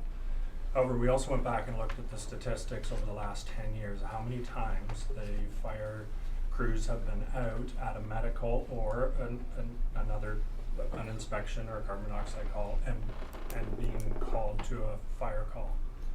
0 in 10 years. So there's a risk there. There certainly is. I'll give you an example though. If the Station 2 crew is out doing a medical at this end and a fire call does come in, Station 2 can roll with the pumper right away. And we're also initiating a second alarm, so you have off-duty and volunteers responding to the station to pick up the other pumper and the rescue units. So again, we waited out, and that was the one concern. And for years I've had the question, why are firefighters bringing pumpers to medical calls and to inspections, and it's a waste of resources. And so I always said they need to have it in case there's a fire, but we looked at the statistics and it just doesn't support it. So this, we feel, is going to work. Is there a risk that could happen? Yes. But I think, the benefits far outweigh the risk. Thank you. Okay, anyone else? Councillor Boulanger? Yes, thank you, Madam Mayor. During the working sessions, you had indicated that we're kind of in a period of pent-up demand, that we may be replacing some very expensive trucks in consecutive years. And I don't totally understand, you know, how we weigh out those costs over years, but I had suggested that similar to phasing in operational costs for the library, is that should there be a reserve created for fire, because they're capital intensive, and once we get through the next few years where we've replaced those trucks, should we be setting aside a substantial amount of money every year, irregardless of whether or not a truck has to be replaced, because we know that they're going to have to be replaced, and you know, should we be putting in $100,000 a year? Perhaps I can answer that one for you. So we have a capital replacement reserve that is meant for all assets. And right now that reserve is around $11–12 million. And we contribute to that reserve with the grant each year. And that's what's going down right now. And that's what we're trying to talk about, this asset management gap, because we need that reserve. And so as opposed to it being segregated for the fire department or another department, the reserve is all there for any of the asset replacements that we need, except sewer and water is a separate reserve. Okay, thank you. That didn't come up during the discussion. Anyone else? Okay, thank you. Good. Thanks. Chris.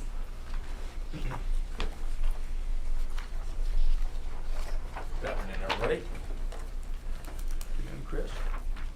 So not a lot of detail in my departments, recreation, events, and facilities. We also have customer service under our recreation, events, and facilities administration section. I like to always highlight that this is an emerging area that we're trying to consistently use as a department. At any rate, highlights in our department operations, we do have a number of ups and downs, but they're sort of minor numbers that you don't see. As you know, we run so many smaller programs, and expenses like equipment, supplies, etc., are adjusting with those. So ultimately, we are net, with the exception of some of inflation adjustments. We have a number of utility numbers in our budgets, as well as salaries are only increasing due to step and COLA. Capital, very much just maintenance in a few of our departments, and then obviously the big one is that we're starting to spend into the Twin Patten Arena, which is a significant number. Beyond that, just a few highlights from our events and recreation departments, where most of our outward-facing programs are funded to participants. We have a bit of a change, and I want to mention this one because today's discussion is a precursor to our snowbirds discussion, and as many of you may remember, we have this go, no-go option, and there are expenses related to that, and we're going to discuss that next week at council. But we have done a reduction in the number of our new events, or in our new events line from the beachfront. The majority of that 48,000 is taken out of the operating budget for next year, although we have introduced the long weekend summer launch events, and we'll continue with that in 2020. Last but not least, in recreation, we are growing this adult programs revenue.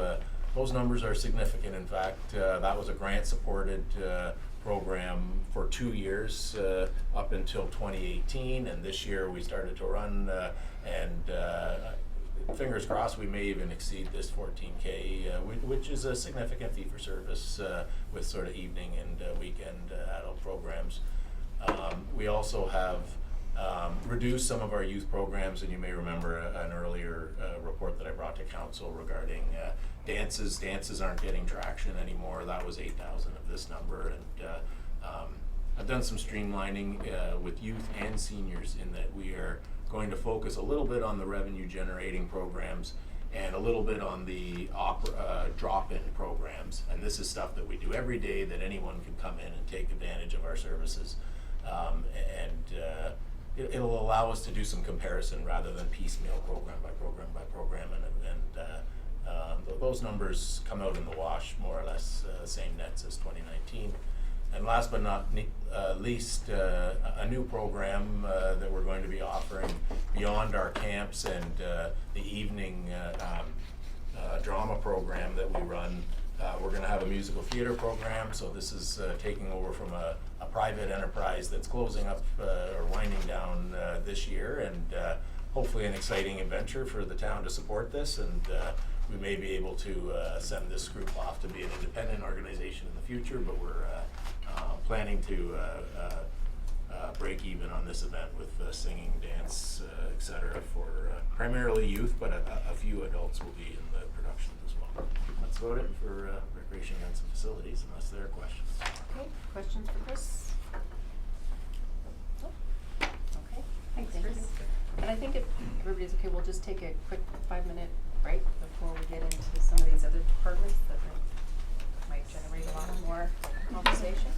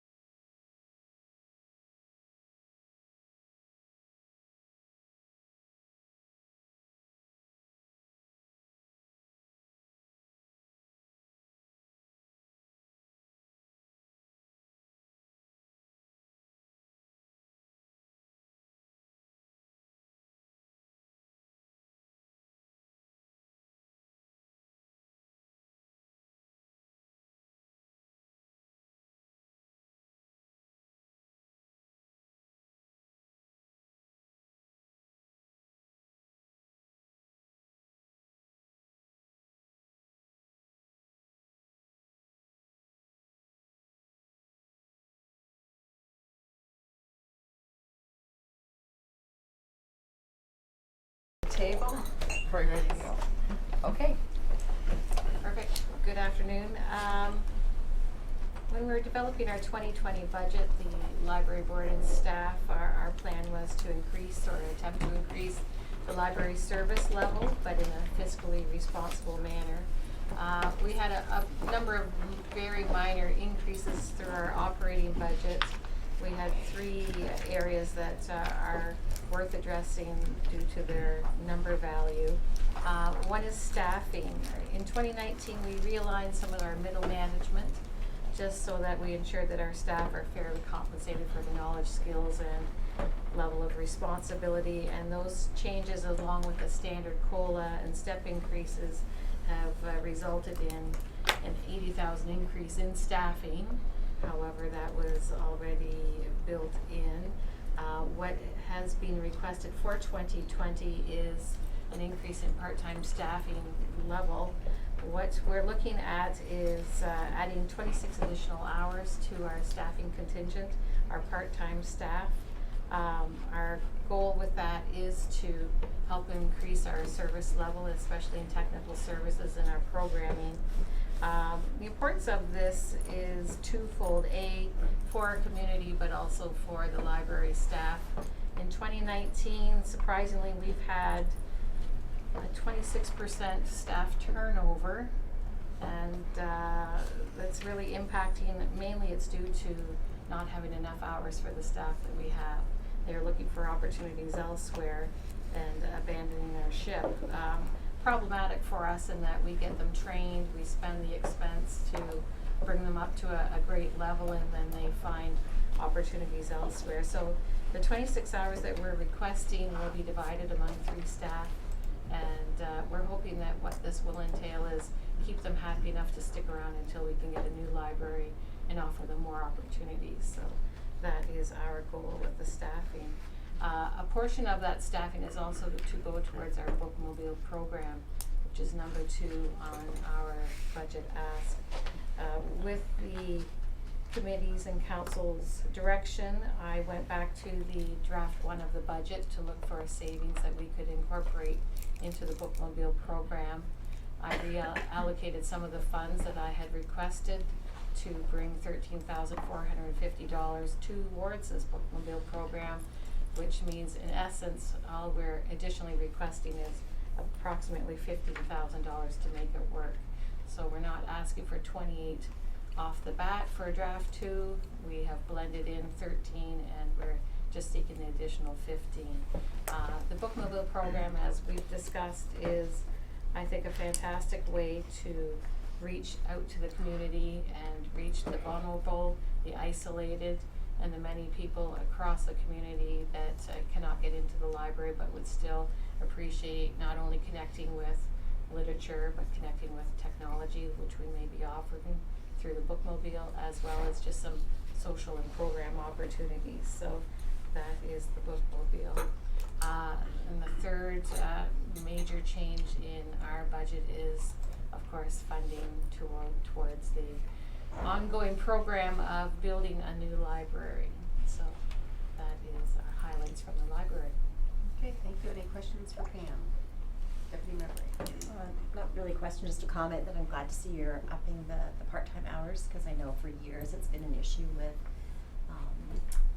a staff turnover because there just aren't enough hours to make the positions viable. So I'm always amazed at the level of talent that we attract to the library. I think we do have to work hard to keep it. So, Councillor Wells? And I just noted, I spoke to Jocelyn about the building amount of 1.4 million in the budget for this year. And I just wanted clarification, which I've got, and perhaps we need to just say that is assuming that our grant application has a positive result and we have the funds that we've asked for coming from the grant. This is, in a sense, after grant dollars. Should the grant not be successful, then we have to relook at the numbers, because this number would change significantly. I just wasn't sure in the beginning, and Jocelyn's clarified that for me. Anyone else? Okay. Thank you, Pam.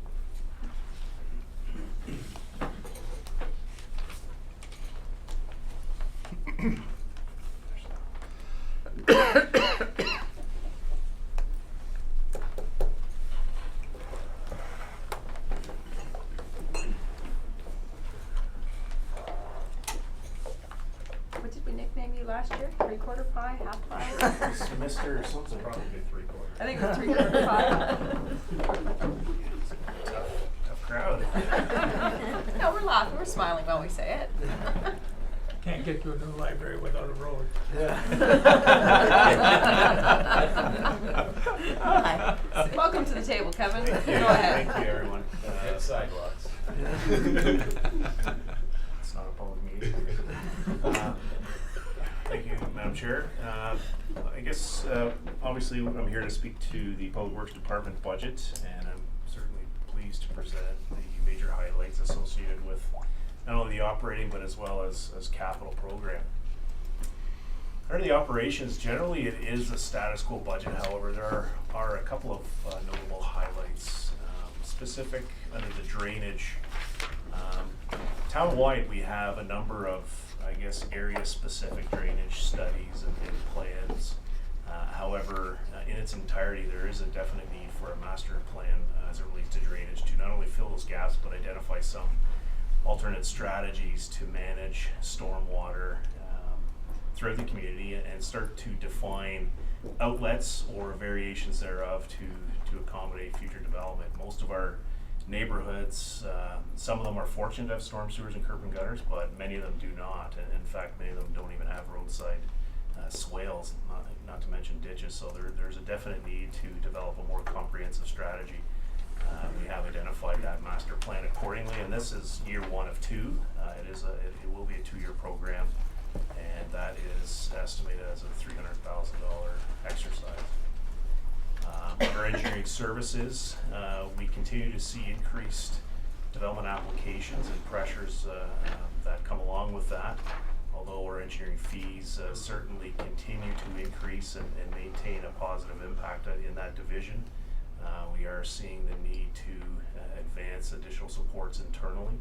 This position was considered last year, however deferred, and it is being reintroduced particularly for development applications and to advance the pressures as we do see that need, not only with some of the major subdivisions that are in queue and will be advancing over the next 7 years with Elm, for instance, or the Sunny Hill Trail secondary plan over the next 10 years. There's definite pressures in there for us to meet those deliverables and those corresponding review comments and appropriate timelines. Every 5 years we do advance the engineering standards update, and there will be a certain focus on certainly climate change and stormwater management strategies to adapt or in a perfect world accommodate those needs.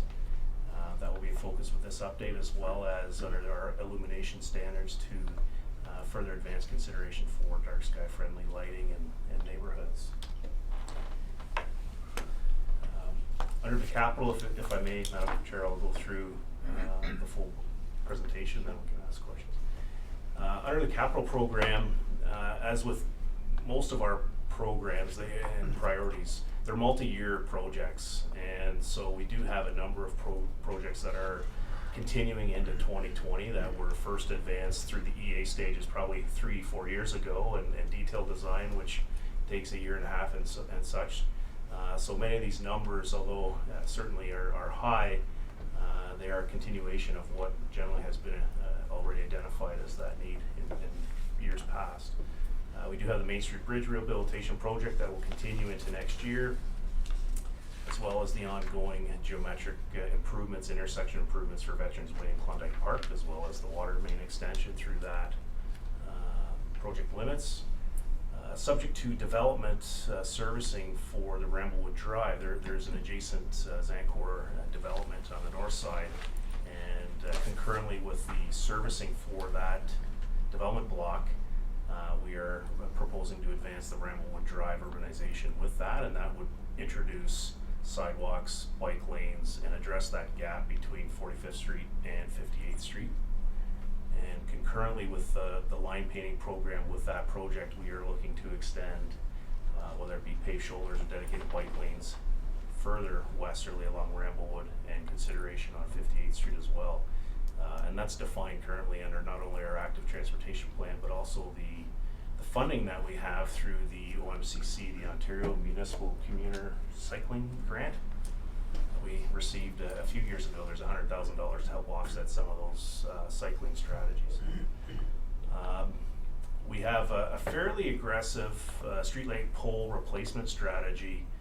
Many of the steel octagonal poles from the earlier subdivisions back even in the early 90s are experiencing considerable corrosion at the base, and we do have a replacement strategy around that, and focusing on some of the earlier neighborhoods to address that need.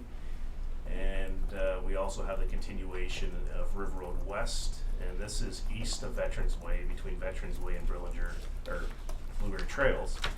And this is to advance, I guess, phase 1 of the utility relocations. And again, this is something that was slated for this year. However, we've come across significant utility conflicts, and so some of the utility designs has been delayed. However, we are recommending the advancement of at least the utility relocations over the next 2 years. So we have positioned ourselves for funding, because a lot of these funding programs, as you know, have deadlines associated with them, and we anticipate that the utility relocations spanning 2 years, which we want to make sure we have them free and clear out of the way before we apply for funding, so we can meet those timelines. Similarly, multi-year projects under the water and wastewater, we have the tertiary filter upgrades, so the disc filter replacements, which is slated for this year. We've engaged the consultant through Aqua, and we hope to tender that following the design in early 2020. We have the West End water storage reservoir, and there was some delays with clearing the environmental assessment with that, and we are currently evaluating the stormwater management design, and it's critical to confirm our outlet alignment before we can get into the detailed design for some of the road works and area servicing to advance the site preparation for the water tower. So that is an ongoing project as well, which was initiated this past year. The Sunnydale water main replacement, this is an asset replacement strategy, and we're looking to advance the water main replacement currently affixed to the Ackerman Bridge. And we're looking to advance that through directional drilling concurrently with the external works for Sunnydale Trails secondary plan. You may recall we also received a local improvement petition for the owners, the majority owners along Joanne Crescent. So that is, the design is currently underway, and we hope to tender that shortly thereafter. That project, the town actually owns 2 lots within that crescent, so there's an opportunity for a park block, which is in need in the West End, but also there may be opportunity for some severance and serviced lot sale opportunities as well, which will come forward in the future. And we also have the River West water tower interior painting and repairs, and this was identified through our earlier investigations in 2014, and that is being recommended to advance as well next year. This is obviously the beach ball tower. Drainage projects, concurrently with the Ramblewood Drive urbanization. As the committee is aware, there's a number of prerequisites prior to area development. The first one being the berm to control the spills from Chilliam Creek. Those spills will be controlled down the road allowances, and then overland flow is further controlled through Ramblewood Drive, through the Zancourt lands, ultimately to the 51st, 52nd Street Pond, and then ultimately to the bay. So there's a number of prerequisites associated with that area development. So concurrently with Ramblewood Drive urbanization, we do have the Chilliam Creek Flow Containment Berm project advancing as well. The Bay Sands area drainage improvements, this is the first phase of area improvements for the Bay Sands checkerboard plan of subdivision. This is the external improvements, but this will specifically focus on the outlet construction as well as the shoreline drainage improvements between 61st and 63rd, and we've had long-standing ponding and flooding, I don't like using that word, but ponding challenges and issues certainly in those streets in the past, so it would be nice to provide a positive outlet for that. And then finally, under drainage, we have, although still subject to negotiations, we still have that priority to address the overland flow capacity issues at the end of Common Street at Constance Boulevard.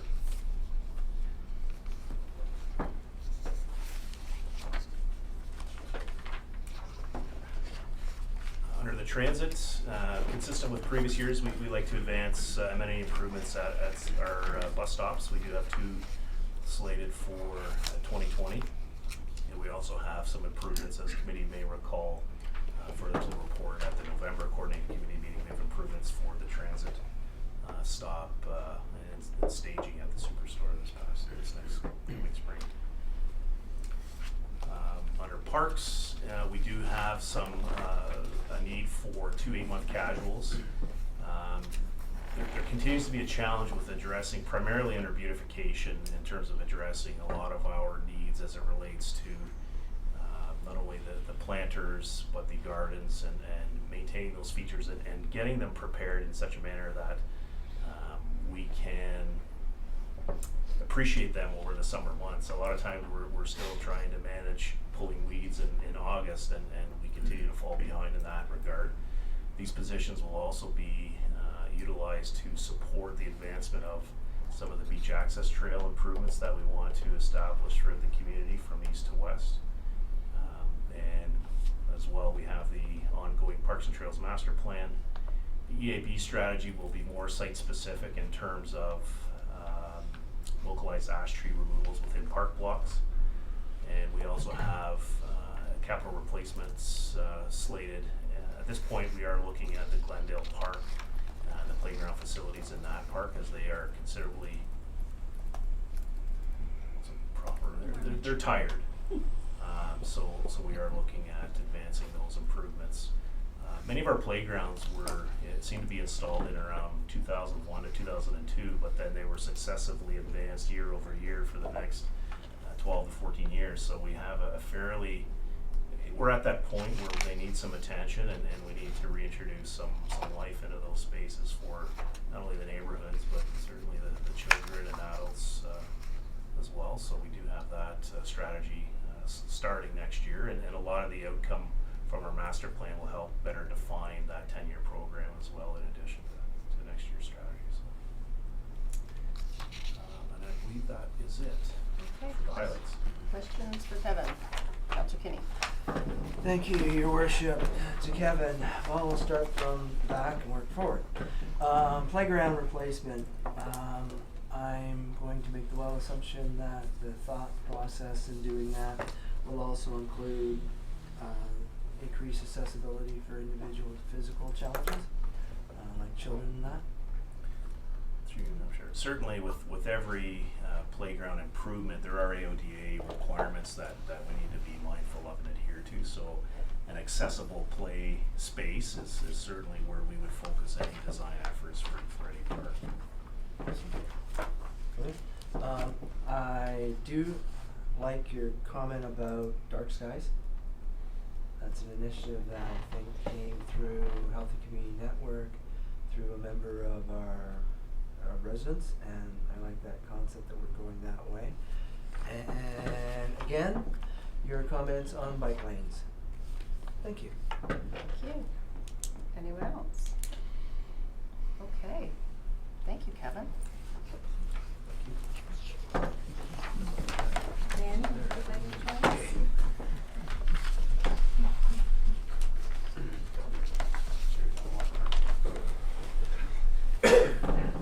Yep. Good afternoon, Your Worship, members of council. I'll be fairly brief today. I won't rehash the capital expenditures that have been covered off by Giuliano and Derek, unless you have any questions about those. We will finally be proceeding with some of the alterations that we discussed last year in terms of improving the customer experience on the second floor.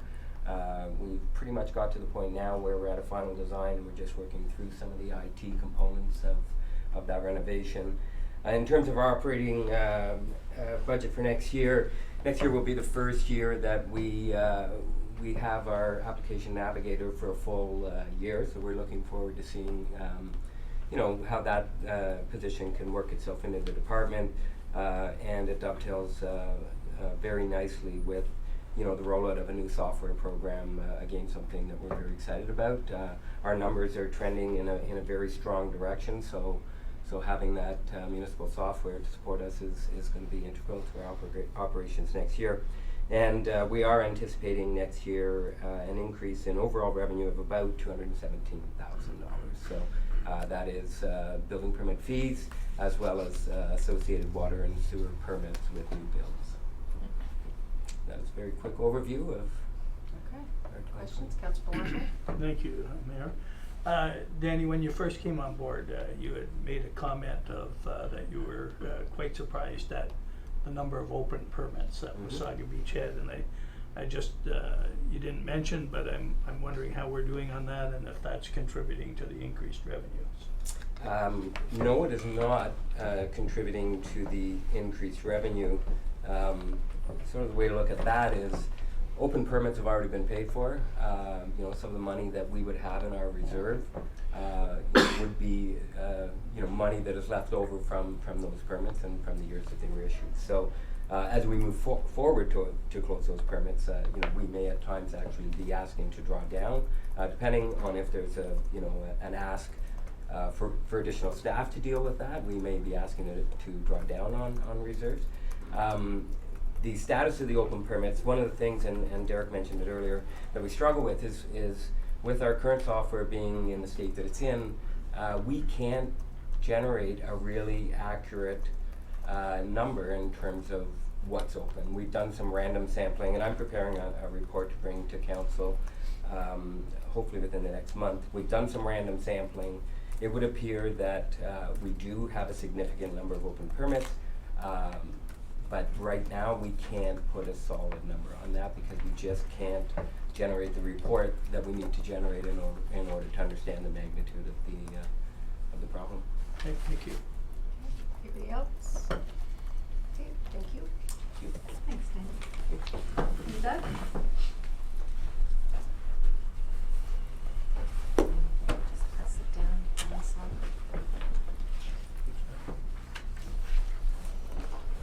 Thank you, committee, and I think I'm planning, in fact, never the last ones to present here, so I'll try to keep it brief. And we all know that planners live very exciting and gregarious lives, and this is a very exciting and gregarious, basically status quo budget. You are wild on that side. So aside from STEP and COLA, any increase in the budget is basically reflected in the additional staff that were approved this year and have just over the past 2 months come on board. And I'm about to say something that I don't think you often hear, this may come up and bite me, but the department is operating currently at a level where it should be operating with these extra staff, and we're seeing that implementation files that had been languishing are being picked up and moved forward a little bit quicker. And what that means to us in terms of next year is we've projected building unit numbers, and we expect them to be pretty much what we've seen this year, which is a very good thing. And on the policy side, both the official plan update and the growth node studies, they have been languishing just because of other pressures that we've seen. But with this new staff member, there's definitely been an uptake in the pace of moving the official plan forward. We expect to have an in-house draft of that official plan before Christmas, have something to discuss with council in the new year, and bring it to public for a public meeting by the spring. So I'm very encouraged with the where we are right now. The numbers that you see for the official plan update of 97,000 and the growth node study of 166, those were numbers that were approved last year and are carry forward numbers. In the third iteration of the budget, the 97 we anticipate will change to 120, but it does not exceed the original budget that was approved for this project in 2017. We've just done a refinement of the calculation of the cost. The comprehensive zoning bylaw update, of course, that's being done in-house by the 2-year contract policy planner. And the 40,000 represents the structural changes, and that's all about service delivery and a single access counter on the second floor. So in terms of the planning budget, it's moving along nicely. Before we go to economic development, is there any questions on Oh. the planning piece? Councillor Watson? Thank you, Worship. Just to say that I went in to see Doug a few days ago or a week ago about something totally different, but I could just see the excitement Doug was portraying about the activity up there and the new staff members and how well they're fitting in and what seems to be coming down the pipe for next year. So it sounds very, very promising. Anyone else? Okay, economic development. So on the economic development side, much of what we see here, the first three numbers are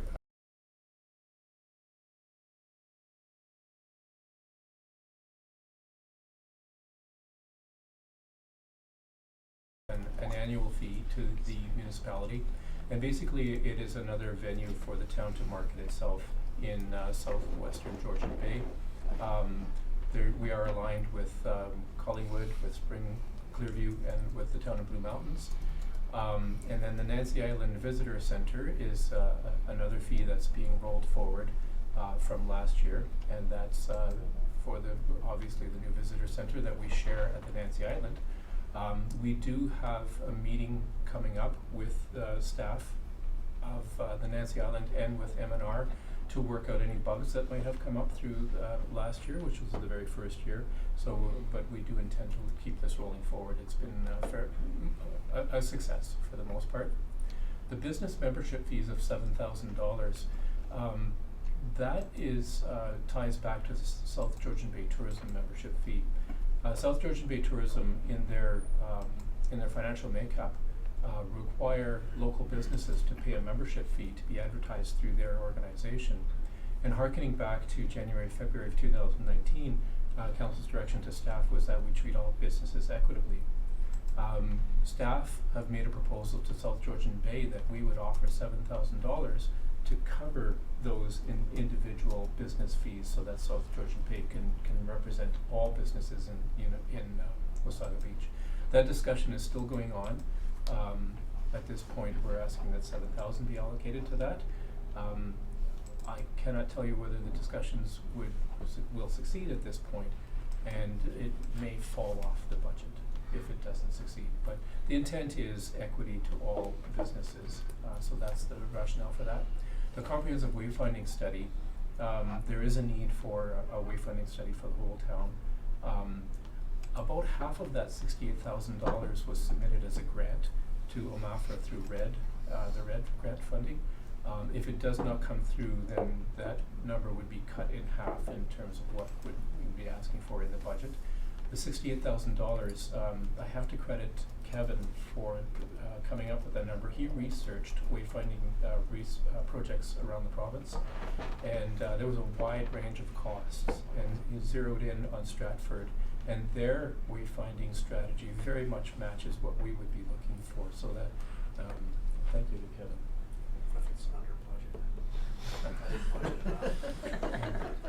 Yeah, he's just pointing it at you, Kevin. I wanted 90, actually. Yeah, he said, promise low, deliver high.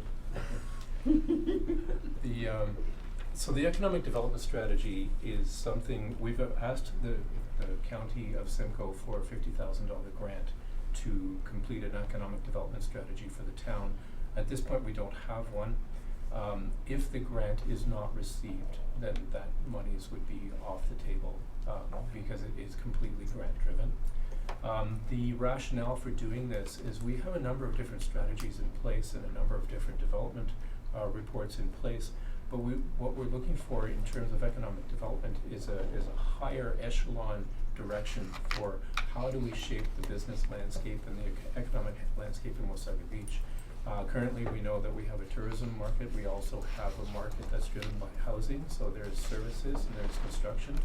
But is there potential for a tertiary industry in town? And certainly there is, and that's all part and parcel with creating a complete community. So the economic development strategy would be a guide to help the town in terms of what other businesses can we encourage in town as we move forward. in terms of capital, in the budget right now is a doctor recruitment, but we don't have the basics to actually go to a show and set up a table and have screens behind it to advertise it. So the $8,000 is to supplement that. And then the $8,000 for the signs, that ties back to the visitor center.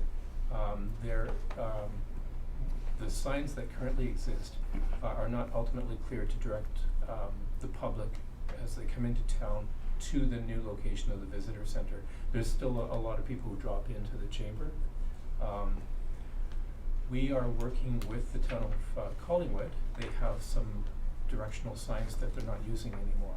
So we're asking them, okay, how much do you want for them? And we're hoping that the number will come in lower than $8,000, but really that's what that $8,000 is for. So there's a quick synopsis of what's happening in economic development. Okay, thank you, and I guess just a comment with regard to the 50,000. If we don't get it from the county of Simcoe, I think I myself would still like to see that department come forward to council and get an idea of where we would like to see them working at. I would still like to see that department out there reaching out, trying to get new businesses to come here, bringing more employment and things like that as well, and providing services and things like that. So if we don't get it, we still kind of want it to happen. Okay. You know, pull it out of your magic hat. But, any comments on this? Questions? No? Okay. Thank you. Thanks, Doug.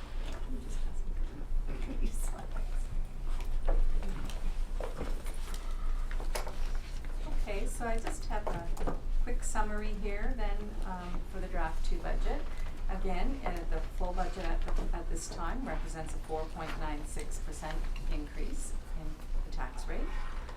The current draft does include these amounts for the phase-in, so $206,000 for the new library operating costs, so that would be this year, and next year, and the year after. This amount would be put into the budget each year. $155,000 for the new arena operating costs, $187,000 for the debenture for the new facility, and this is to build the base so that we're able to afford the facility when it is built, fully built. And this gradual phase-in is to help ease in the impact on the tax rate. And the last one is a phase-in amount for the asset management funding gap. And so before I go to the last 2 items, is there any questions on these items? Deputy Mayor Bray? Thank you. So do these amounts go into a reserve for when we are operating the library, or are these supporting the general budget for the next 3 years so that get used to paying at those rates? Through the chair, these amounts will go into a reserve. They aren't necessarily earmarked for the library or the arena in the years that we're building the base, but they could be used still for those. What we're really doing is building that base is what we're doing there. By leaving them in the reserves, we are using our reserves a lot right now, so this is helping replenish those reserves that we're having to use a lot of as well. So we're doing 2 things by this. We're replenishing reserves and we're building that base so that change in the tax rate isn't so significant in the year when the arenas and library open up and start to operate. Okay, anyone else? I'm not sure I fully understood that, Jocelyn. So these amounts are going into, as you said, a reserve, but they are not, they could be used for other things? Is that what I heard? Or I guess I'm still a little confused. When I first read that, I assumed that was going into, let's, for the want of a better phrase, a dedicated reserve. So that was basically not touchable for any other source. So that wouldn't be what would be happening. So what we're trying to do is the tax support for the operations of the new arena and library. Those costs are going to go up in the year that the arena and library are built. Mm-hmm. So either we start to build our tax supported base now, gradually over the next 3 years, so that we have that tax raised, or we're going to have a very large jump in the year when all of a sudden we have to pay for those operation costs. So in those years while we're building that tax base, we'll contribute those funds to replenish our reserves that we're using right now as well. Some of those reserves are being drawn for the arena and library and other capital replacement needs as well. Okay, anyone else? Councillor Boulanger? Yes, thank you, Madam Mayor. I would, the only thing we didn't address at the last meeting, we haven't included the extension of the pilot project of the medical walk-in center for a full year. And I believe it should be included, and at such time if a decision's otherwise. But as we talked around the table, I believe there were 4 councillors that were in favor of that continuing. So I think we're kind of missing that expense. I'd like to see it included in this round as opposed to excluded. And when will we have that report coming forward, George? Your Worship, we're meeting tomorrow afternoon at 3 o'clock with the doctors and the rest of the partners, and the report is proposed to come forward on the 12th of December with a recommendation. Thank you. Did you have something to add, Jocelyn? I would just mention that our draft 3 budget will come forward on December the 3rd.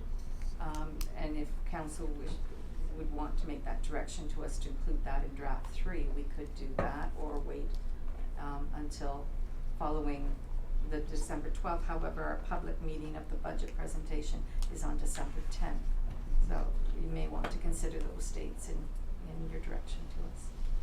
Councillor Wells? Yeah, I'd simply say I did talk to Jocelyn about this earlier. I'm of the same view.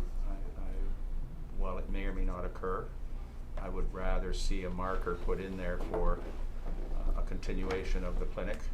I think I was pretty clear in my feelings at the coordinated committee meeting that from my point of view it may be necessary to carry it forward, because I don't believe that with all the changes happening in public health that we are going to get any kind of a commitment for a takeover, should I use the term, by Ministry of Health within a month.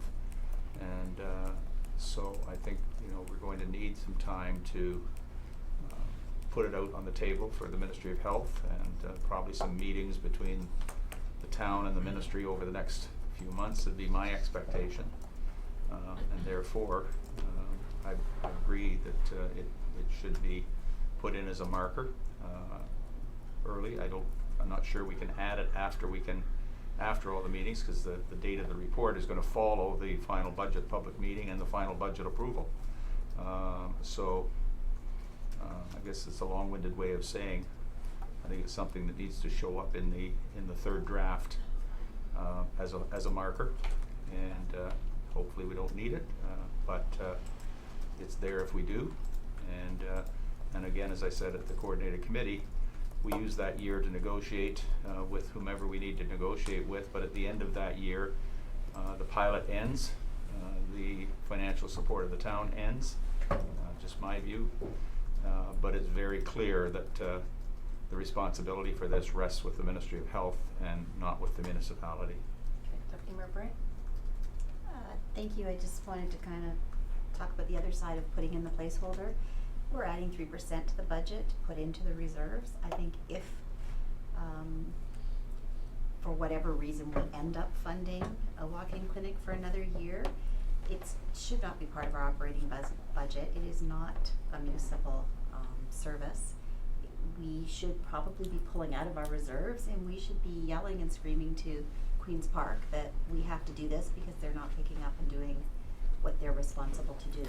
So I fear putting it in as a budget item because it's truly not a municipal expense, and we're already looking at a 5% increase. So to make it 6, just in case the doctors don't, take over what our residents think they want, I don't think is the best way to handle it at this point. Jocelyn, did you have anything to add? Yeah, I just wanted to offer a suggestion is if we keep these phased in amounts in, we could for the 2020 year choose to use one of those phase in amounts to cover the 1 year more of the, and that way we're not increasing the tax rate, and we put that tax that we've collected to a purpose that we think is valuable.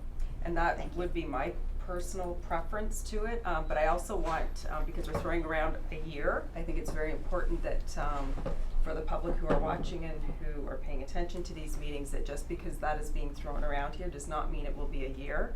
Maybe it gets extended 6 months or 8 months or whatever. That is a discussion that this council has yet to have because we don't have all of the information. So I just don't want there's a lot out there right now that between petitions and all of these kinds of things that are going on, and the public does not, we have people, 2,600 signatures on a petition, but people don't have all the information. So it's really, I'm not sure how valuable a petition is if people don't have all that information. So I think it's important that it's something that council's willing to look at, but that we're not putting it out there that it's a year or 8 months or 6 months or whatever. I like your suggestion that we could use that fund, and that would be something I'd support. Councillor Wells? I agree with the Deputy Mayor about the yelling and screaming part to the Ministry of Health, for sure. I guess I'm not so worried about exactly where it shows up from. I would just like to know that there's an understanding from within council, and I never used the term, I don't believe if I did, I retract, I never used the term for a full year. I think I was expressing the term up to a year. Or I think I used the term a maximum of a year, and at the end of which the municipality's involvement ends, and the responsibility falls to where it belonged in the first place, which is the Ministry of Health. So I commend the previous council for undertaking it. It obviously proved to be a valuable service, but it needs to be where it belongs, and that's not with us. So up to a year, I don't care what pot it's in. I just want to know that if we need to continue it to make it happen, that money is set aside someplace. Right, and I think what we're hearing from Jocelyn is we could use this funding for that. And I think as far as timelines and all of that, once we have this other report, I think council will have a better idea as to where we have to go with it. I want to make sure the public is clear, because there's a lot of information out there that's swirling around, and I don't want any misunderstandings as to what council's saying here. Councillor Kinney, did you have your hand up? Yes, I did. Thank you, Your Worship.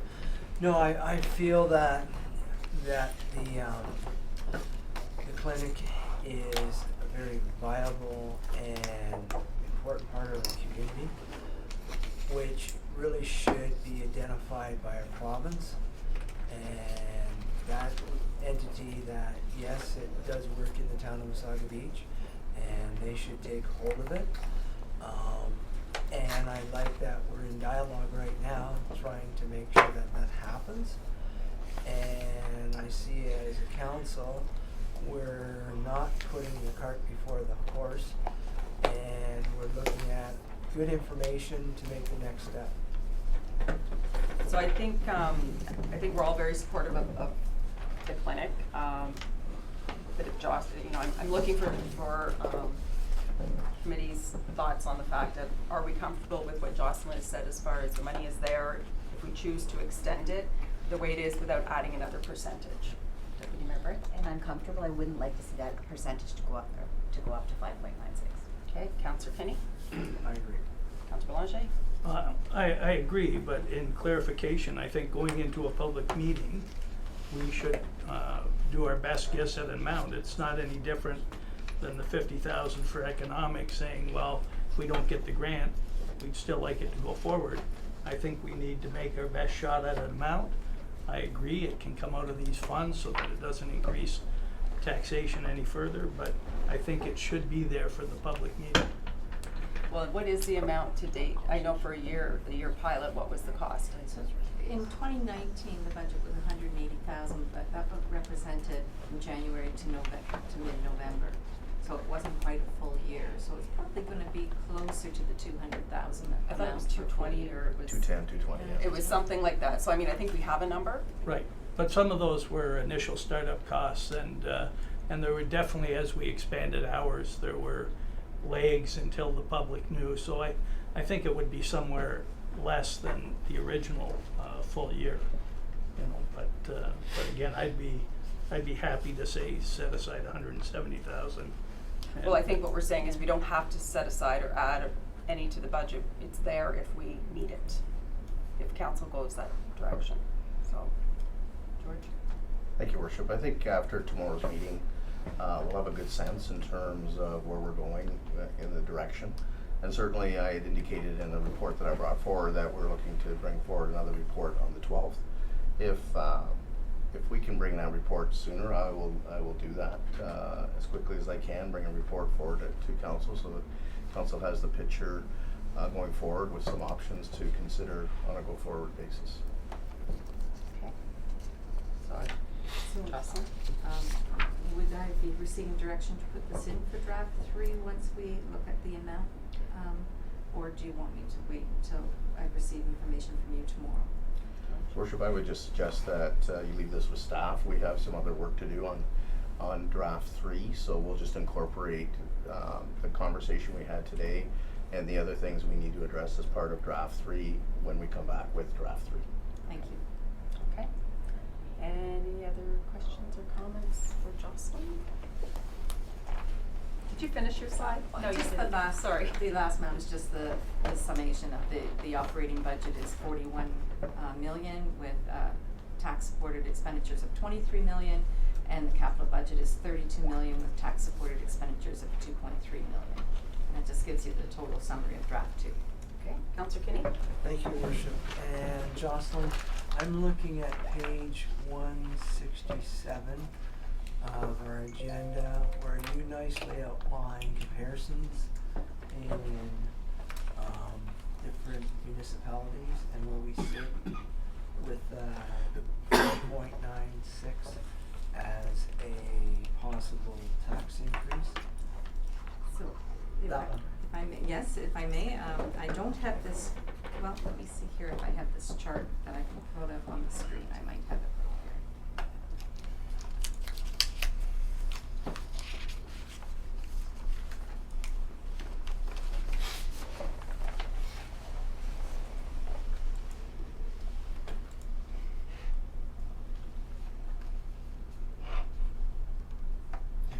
Here.